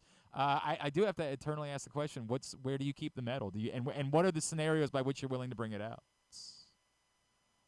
Yeah, when I first got it, I obviously went around a lot of schools and showed it to my kids. I got 3 boys who take it wherever they want to take it, but it's at the house and. Pull it out for special occasions. I'm not a person that likes to talk about myself, but when the time comes up about the Olympics, it is something special and should be really proud of. All right. So, what is the role of first base coach in we always assume the backup catcher has to be like the team psychologist, and I know James does a great job of that, and everyone loves him. What is the role of first base coach in being shoulder to lean on beyond just the baseball aspect of it? What is the role of first base coach within the dichotomy of a baseball team? Well, number one is just holding the standard of, continue to make these guys play the game the right way. I don't care if you're coming in and as a rookie or the guy who's been around as a veteran, just to play the game the right way, run the bases the right way. Ultimate goal for me is that the guys have trust and, the homework that I do behind the scenes and, with all the tendencies and stuff that the game is going to present them. And to me, that's the ultimate goal. And whatever I say, that they'll react and, totally take advantage of it. And obviously it's an important role and one that we appreciate that you're serving. So what does the off season look like for you, Anthony Sanders? What do you just get to play golf for a few months or what is the world of a first base coach once the season ends? Well, the worst thing I ever did is I built a batting cage at my house. So I never stop. I have 3 boys who are playing college baseball, so that's where pretty much all my time goes of watching games and, helping them, stay positive and, just be dad. Yeah, but I get to see tons of games on video and FaceTime and finally get to be home and spend a little time with them. That's cool, man. And I'm sure it's a bummer because you don't get to be with them as much during the season, but the fact that you're able to have that time in the fall, that's awesome. Anthony Sanders, this is great, man. Really appreciate you taking the time for us and getting to have a conversation with you. Obviously, we're all going to be excited to see what the next few weeks hold, and we'll be looking forward to seeing you back as we get to Sarasota in the spring. Thank you for doing this morning. Yes, sir. Okay, thanks for having me, buddy. Appreciate it. Anthony Sanders, first base coach of the Baltimore Orioles. Appreciate him spending a little bit of time with us here on GCR. All right. When we come back in, we will get a tidbit. We'll get tubular. We will start to wind things down for a Thursday edition of Glenn Clark Radio. Visit Hartford is bringing you a brand new event this holiday season that the whole family will enjoy. Leidos Field at Ripken Stadium, home of the Aberdeen Ironbirds, will transform into a holiday light experience.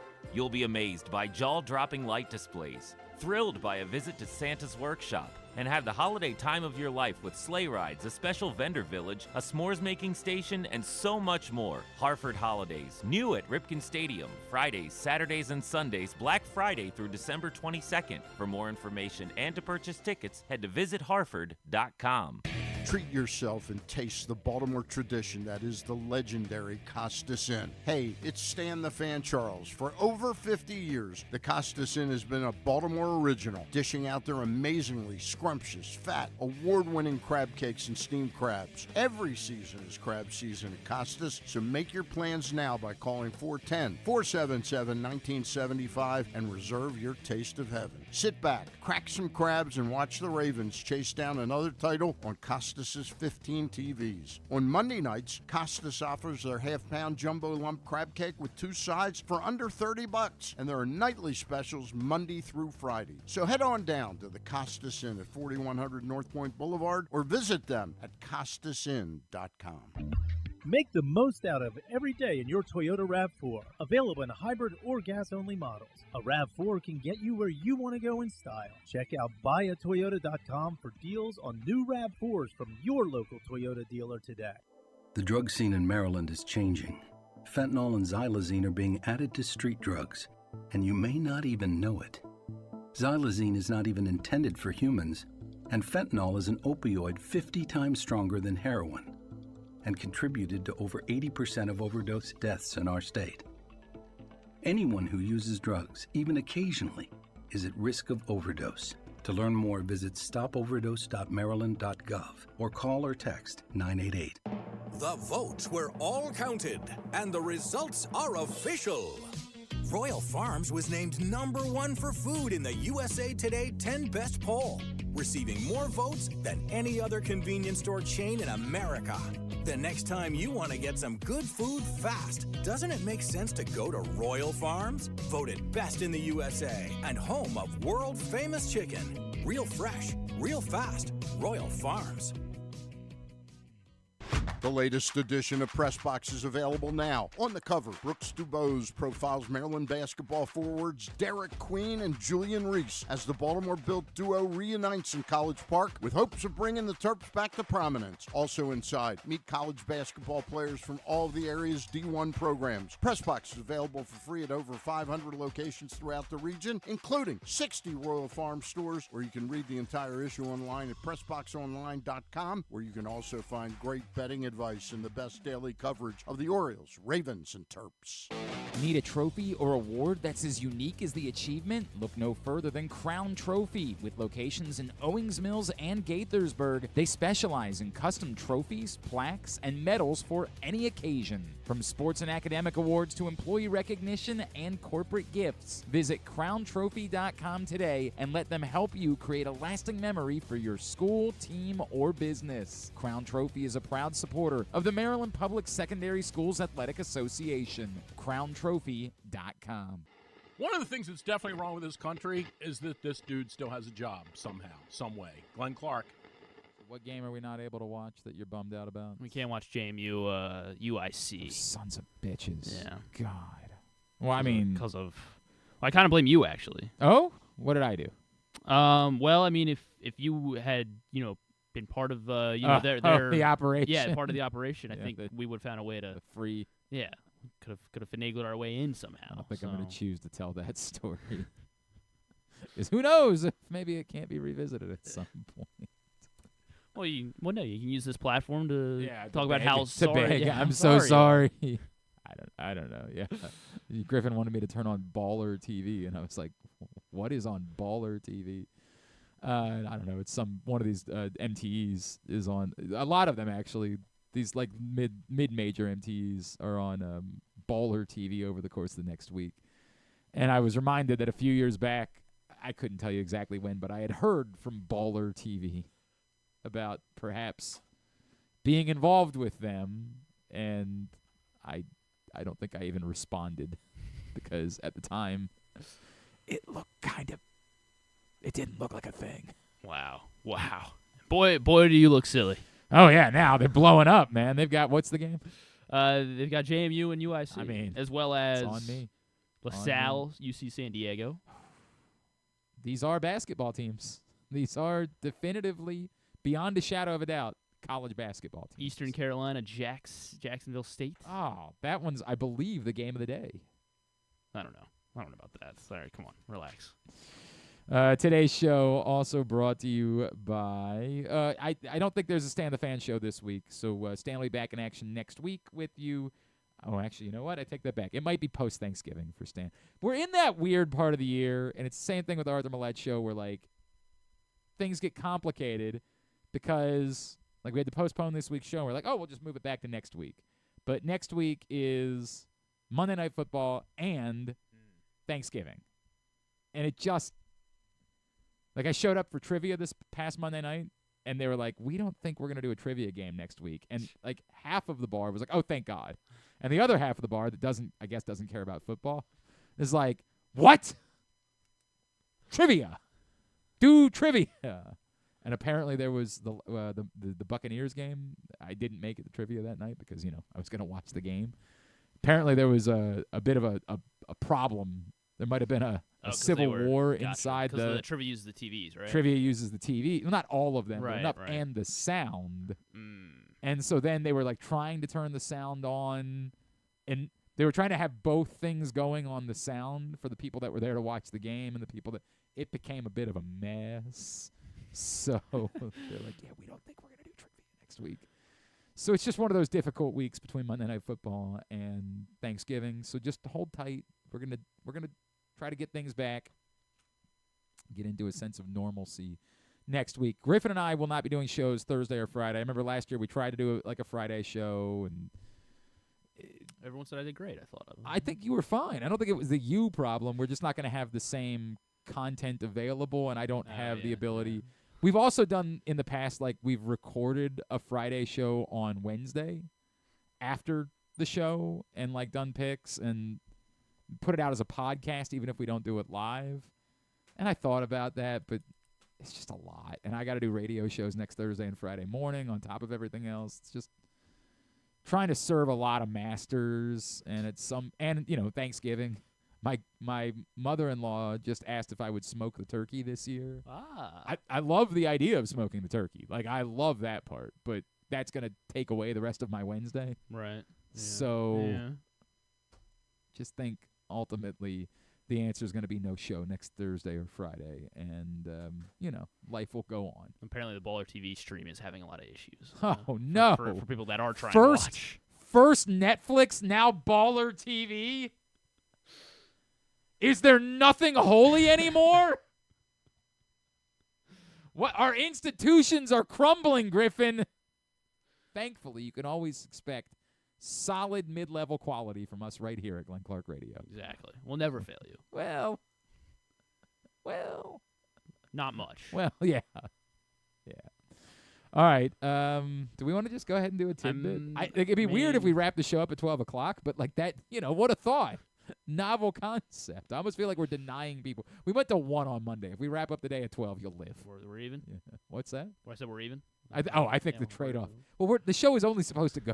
We never actually changed the time of the show to 12:30. We just pretty much do. Basically made it 12:30. So if we end at 12, that's actually the normal time the show's supposed to end. Tidbit will be brought to you today by Live Casino and Hotel. To remind everybody what's going on at Live Casino. You're getting $7 in free slot play at Live Casino and Hotel for every time a touchdown is scored during home games for Baltimore or Washington's football teams this season. During home games, Live Rewards members get $7 in free slot play. You have to have your Live Rewards card inserted correctly into the slot machine. Any slot machine on the floor, be actively playing, and once those touchdowns score, $7 in free slot play. Ad Rono Mills must be 21. Please play responsibly. For help, visit mdgamblinghelp.org or call 1-800-GAMBLER.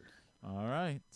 I missed this one over the weekend. Joe Burrow did lose on Sunday night. He became the first quarterback in NFL history to throw for 300 yards, 3 touchdowns, and no interceptions in back-to-back games, and lose both in regulation. Yeah. So Joe Burrow getting let down by I don't know by who. He's just by his defense, I guess, obviously, but can't get it done. They did get the ball back a couple of times. Like we know it's kicker, it's defense. This is the very difficult part about this. Is it's like when somebody gets mad at me because of that tweet that I sent about Lamar running. They're like, "Oh, you think the story is Lamar?" I'm like, "No, I don't at all."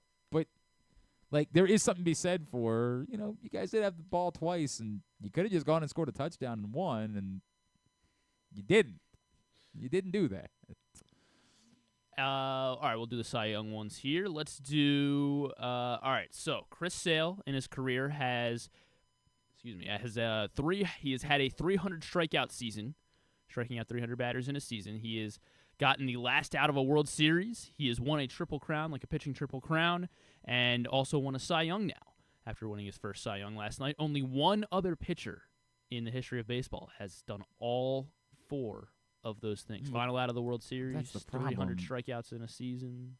So it's got to be someone. Cy Young. It's either got to be someone who threw a complete game in that era of baseball, or it's got to be someone who came in. So I'll try Randy Johnson, because didn't he come in at the end of the? He did, but it is not Randy Johnson. Maybe he never won a Triple Crown. Maybe that's. But Randy Johnson not. So who else came in to finish a World Series? I mean, I guess I could try John Smoltz. Not John Smoltz. I don't know definitively, but I'm going to guess that he was a guy that, threw a complete game. In a different era of baseball. Jim Palmer. Not Jim Palmer. I don't even know if he did. I just...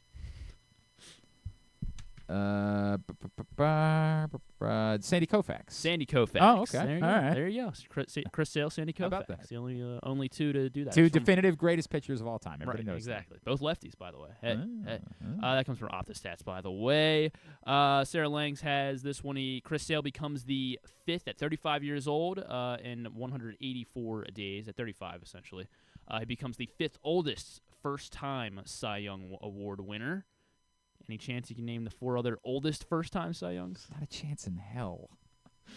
One happened in the last 12 years. In the last 12 years. Yeah, I'll just go ahead and give it 2012 at 37 years old. It's not Rich Hill, is it? No, not Rich Hill. I just saw 12 years ago it was 37. I mean, I guess that math isn't correct. He's 45 though, right? Yeah. I think I just saw that he wants to pitch again. Is that R.A. Dickey? Yes, it was R.A. Dickey, Okay. 37 years old, Okay. 3rd oldest to ever be a first-time Cy Young Award winner. We had a 39-year-old in 1959. Oh, well, that's Smith, Clark, Jones, Nope. Davis, Nope. Brown, Nope. Black, Nope. Mills, Mm-mm. Miller, Mm-mm. Thomas, Nope. Anderson, No. Jackson, No. Johnson, Keep going. Roberts. Nope. What if I said yes, Roberts? Then what pitcher? Robin Roberts would be my guess. You want to play? You want to play it? You want to do King of the Roberts? No, well, I mean, it's You just still- like what Roberts pitcher. You still were you- Robin Roberts would be Okay, the obvious okay, I one. guess. But I'm just trying to name common last names to see if that gets us Not there. a common last name. Okay, then we're not getting there. Who is it? It was the opposite. His last name, the opposite of lose. Early win. Early win is the oldest first-time Cy Young Award winner. Okay. And in 92 would be the second oldest at 38 years old. 92. Was it a Philly? No. Was it in the National League? No. I think. Okay, so the AL Cy Young winner in 92 Yeah. would be first time Cy Young winner in 92.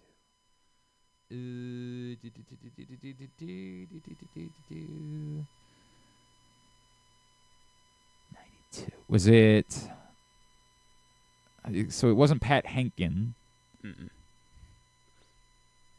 Was 92 the year that Dennis Eckersley won Cy Young and MVP? That is correct. That is Okay. Wait, did it? Yes, that is. Yeah, MVP and Cy Young. Dennis Eckersley, Okay. 38 years old, won the Cy Young for the first time, and then the 4th oldest at 36 years old in 1957.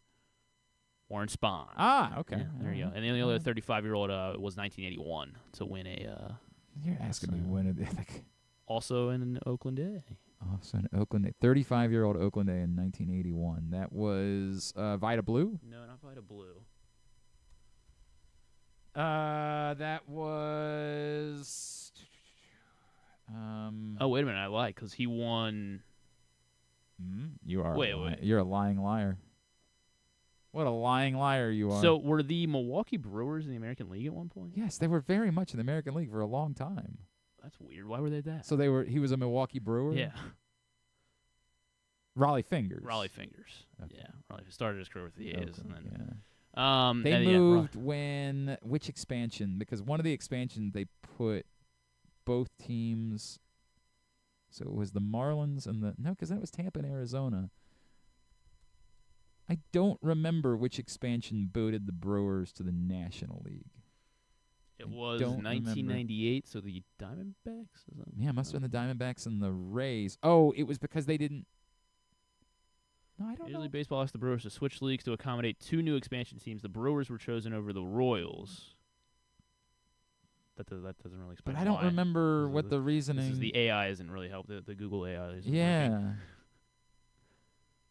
Playing the NL Central became the largest. I think that it was when they had 6 teams in the NL. Yeah, Central. because so that was part of they kept wanting to they wanted to keep even teams in both leagues because they only did interleague play. They weren't going to do interleague play. Was that when interleague? No. It might have been when interleague play started. That's possible. But the bit was they only did it. It's like the NBA Cup, right? They only did interleague play. Everybody did for this week. We're doing interleague play. They didn't do interleague games at all times. That was a big deal. That was why they decided to go back. The Astros were the team that then moved from the AL to the NL. I think to get the to make it 15-15. To make it 15-15. Yeah. And that was what 2012, 13. I feel like that was like right when they started turning to turning be around. good. That does sound about right because when they played It's like great. Now they're they American played the League. White Sox in the World Series in 06, I want to say. Yes. Yeah, because that was no, that wasn't 06. 04. 04? Oh, the White Sox won it. No, 06. We just remember yesterday we talked about that was Tigers. Tigers and Cardinals. 05. 05. All right. So that we know that. It was obviously after that, and they moved the Astros back. And that when they went 15-15, they decided they'd have to have interleague because obviously you have to have an interleague series going at all times in order to have 2013 was the 15-15. first season with the Astros in the American League. And because of that, they switched to interleague play at all times. Mm-hmm. So that was the Brewers thing, was they wanted to make sure they had. But why they wouldn't have just put 2 teams in the National League? Why they put Tampa in the American League? 16-14. I don't know. I don't know why they didn't just put both expansion teams in the National League, and why they decided to move the Brewers in order to make it. Lots of questions that I don't have. So those are your oldest Cy Young Award winners. That's what we did today. That's what we did. Tarek Skubal became the 13th unanimous Cy Young Award winner since 2000. There have been a lot of unanimous Cy Young Award winners. This is something you think I'm supposed to know? Fine. Then can you do the? I mean, like I can just try to guess. Sorry, he's the 8th since 2010. You want to do that instead? We could do the first one, but I'm just guessing. It's definitely not something that I have any. I'm just gonna guess. Pitchers that I think won Cy Young awards. So Scherzer. Scherzer was never unanimous. He sucks. Kershaw. Yeah, Kershaw in. You have to get the year right too. Sure. Who knows? Verlander. What year was We're not Kershaw? doing that bit. 2014, Clayton Kershaw. Yeah, Verlander twice. So you get two checks for Verlander. Well, how many pitchers are on the list? 1, 2, 11. Yeah. 11. DeGrom. No DeGrom. How about? We're going back to when 2000. Mm-hmm. So this would include. There's Pedro. Yes, Pedro in 2000 was unanimous Cy Young. How about a Randy Johnson? Randy Johnson in 02. How about Roger Clemens? No Clemens. Bum. It sucks. Roy Halladay. Roy Halladay in. Stop asking. 2010. Madison Bumgarner. No Bumgarner. Felix Hernandez. No Felix. CC Sabathier. No CC. David Price. Tim Lincecum. Mm-mm. Jesus Christ. Had one. Corey Kluber. No, Kluber was not unanimous. Had one. We've actually had a unanimous each of the last 3 seasons. Garrett Cole. Garrett Cole. When? I don't know. He won it last year, unanimous. Sure he did. And then both the 22 winners. You already got one, Verlander. It was the 2022. I don't even know that. I remember who won in 2022 in the National League. Corbin Burns? Not Corbin Burns. Blake Snell was last year, right? Yeah. I don't remember who won in 2022. Not a good team. Well, actually, I guess that year, or was it 23 that they were better? I don't know. They were terrible this year, and you thought they were going to be a playoff team. Oh, Miami, right? Alcantara, yeah, yeah. Yeah, Sandy Alcantara. Sandy Alcantara. I don't remember him winning the Cy Young. I don't. 2022 Cy I Young. believe you. I just don't remember it. We've got I think we've got 3 left here. So we have. Did I say Kluber? You did not Kluber. We have 2020, your favorite year. It's nothing. No one. It didn't happen. He was a Cleveland pitcher. Still is. Yeah. Bieber? Yeah, Shane Bieber. Maybe future Oriole? Huh? Anyone? I'd take him. And then both before the other two before 2010, we have a guy that won it in 04 and 06. 04 and 06. And then 07. 04, 06, and 07? Mm-hmm. But one guy won it twice. Oh, so the one guy, I thought you meant the guy won it in all 3 years. Yeah. So somebody specifically won in 04 and 06? Yeah. Is that Brandon Webb? Not Brandon Webb. I was really hoping it was He win 2 Brandon Cy Webb. Youngs? I don't know. If I knew, I would say that. Why are you getting frustrated at me? Because I'm frustrated. In 07, you said. Uh-huh. Damn. Brandon Webb won it in. He did win it in 06, but it was not unanimous. Great. So we're looking for the American. So we got that going for us. We're looking for an American League in 06. American had to be with League in 06. The Twins at that? Yeah, Twins. It's post Brad Radke. Is that Johan Santana? Johan Santana. It's crazy because I think of Johan Santana as a Met, and that was the. But he did not win a Cy Young with the Met. Well, he threw the no-hitter with the Mets. That's the game that ruined his career. That's why we associate him with the Mets. So we're thinking of one more? Yeah. You said it was 07? 07. AL or NL? He was... Okay, well, because we just talked about it. I think National League, yeah. National League. That wasn't like one of the Braves pitchers hanging on still and squeezing. No, they were done by then. Well, Smoltz might have still been going at that. No, he was done by then too, I think. Won the Triple Crown this year. The NL wins leader. Great. Strikeout leader. Super helpful. He's in this club's Hall of Fame. In this club's Hall of Fame. I don't know. Did I say Bumgarner? I said Bumgarner. You did, not him. And did I say Lincecum? You did, not him either. Those guys were more Wainwright. Not Wainwright. Cliff Lee. Not Cliff Lee. What's the team? He was a Padre when he won the Cy Youngs. Padre when he won the Cy Young. Last pitched for the San Francisco Giants in 2016. I'll probably feel stupid, but I'm blanking. I'm trying to think of what other.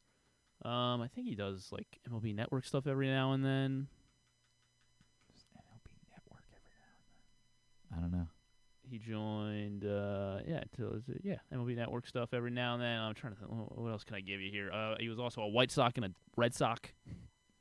Oh, Peavy. Jake Peavy. Yep, Jake All Peavy. right, that was the hint you needed, obviously. My bad.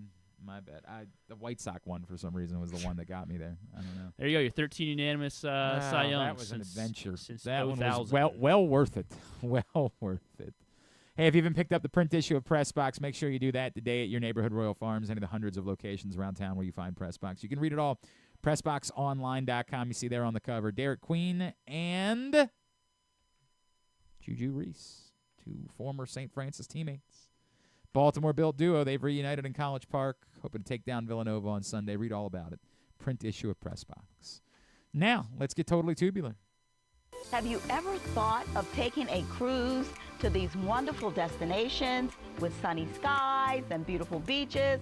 Well, wait no longer. We're ready for you to cruise from the Cruise Maryland Terminal. Have a little phrase that you can go from baggage to margarita in about 15 minutes. Choose fun with an array of destinations, onboard activities, entertainment, and world-class cuisine. Contact your travel agent and book your cruise today.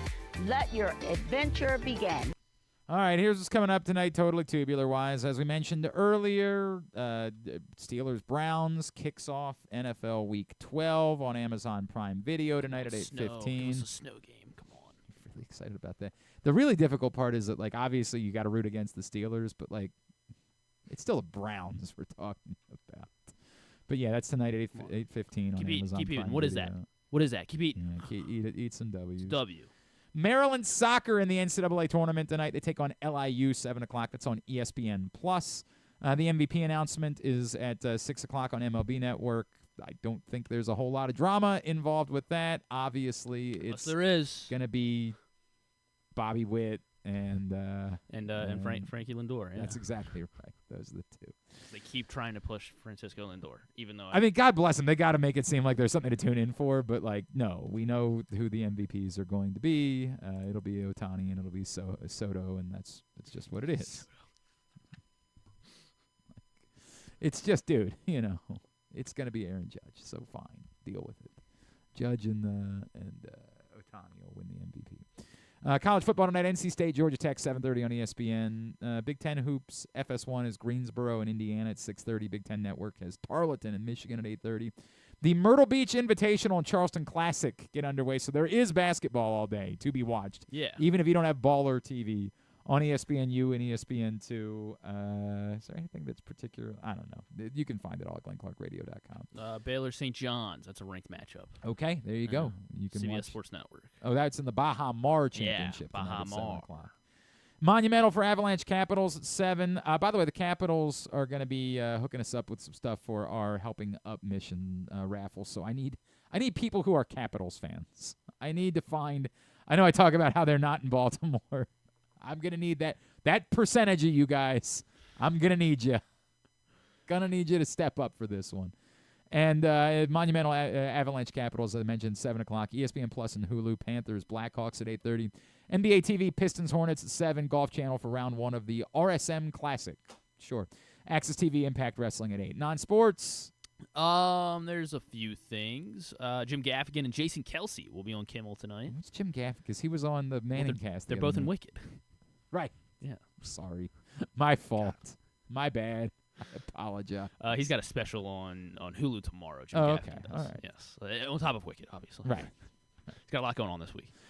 He wasn't still promoting the Pop-Tart movie, yeah. I don't think. No, I don't think so. Fallon's going to have, also in Wicked, Gwyneth Paltrow and DJ Khaled. That's correct. They're every single one of them. DJ Khaled. No, of course, DJ Khaled's Rhythm and Flow on Netflix came out on Netflix yesterday. And Wicked. And Wicked, yes. Wicked.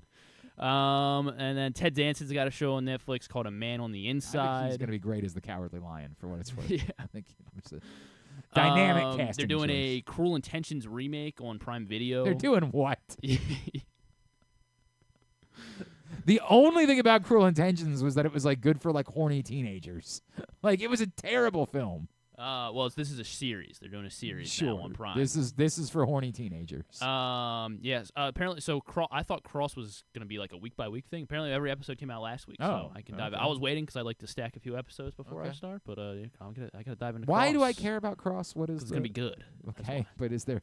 You have anything to sell me on that? Besides that? Not yet. Okay. I mean, it looks kind of like Reacher, and so all right. And obviously, there's been movies and books and stuff with it, so sure thing. Should be good. New episode of Day of the Jackal, of course, and yeah, that is it. Alien Romulus is streaming on Hulu and Disney Plus now. Okay, I think that's it. Yeah, that's everything. All right, very good. Thanks today to Anthony Sanders. Thanks to Lorenzo Neal and to KZ. We'll get it all up in the greatest hits section of the. Here we go. Tab at GlennClarkRadio.com. Stands back tomorrow. We will talk to Matt Skura, former Ravens offensive lineman, just announced his retirement from the NFL this week, and stuff and things. Yeah, Bo. Yeah. Oh, Bo, right, yeah, Bo Smoker. So all that coming up. Oh, hello. I don't know what's going on over there. Thanks, everybody, Pressbox, all of our great sponsors and partners, including Visit Hartford, Live Casino and Hotel, Cruise Maryland, Crown Trophy, Easy Pass, Royal Farms, Green Turtle Sportsbooks in Towson and Canton, HelpMyGamblingProblem.org, Costas Inn, MSAA, Maryland Sports, the Baltimore Orioles, your local Toyota dealer, buyatoyota.com, the Ed Block Courage Awards as well. Thanks to Griffin at Griffin_Bass. Follow us, Twitter, Instagram, and TikTok at Glenn Clark Radio. Have a great week. It's not Friday, so I can't say great weekend. Have a great Thursday night. Go Maryland soccer. Go not the Steelers. Yeah. Duke sucks.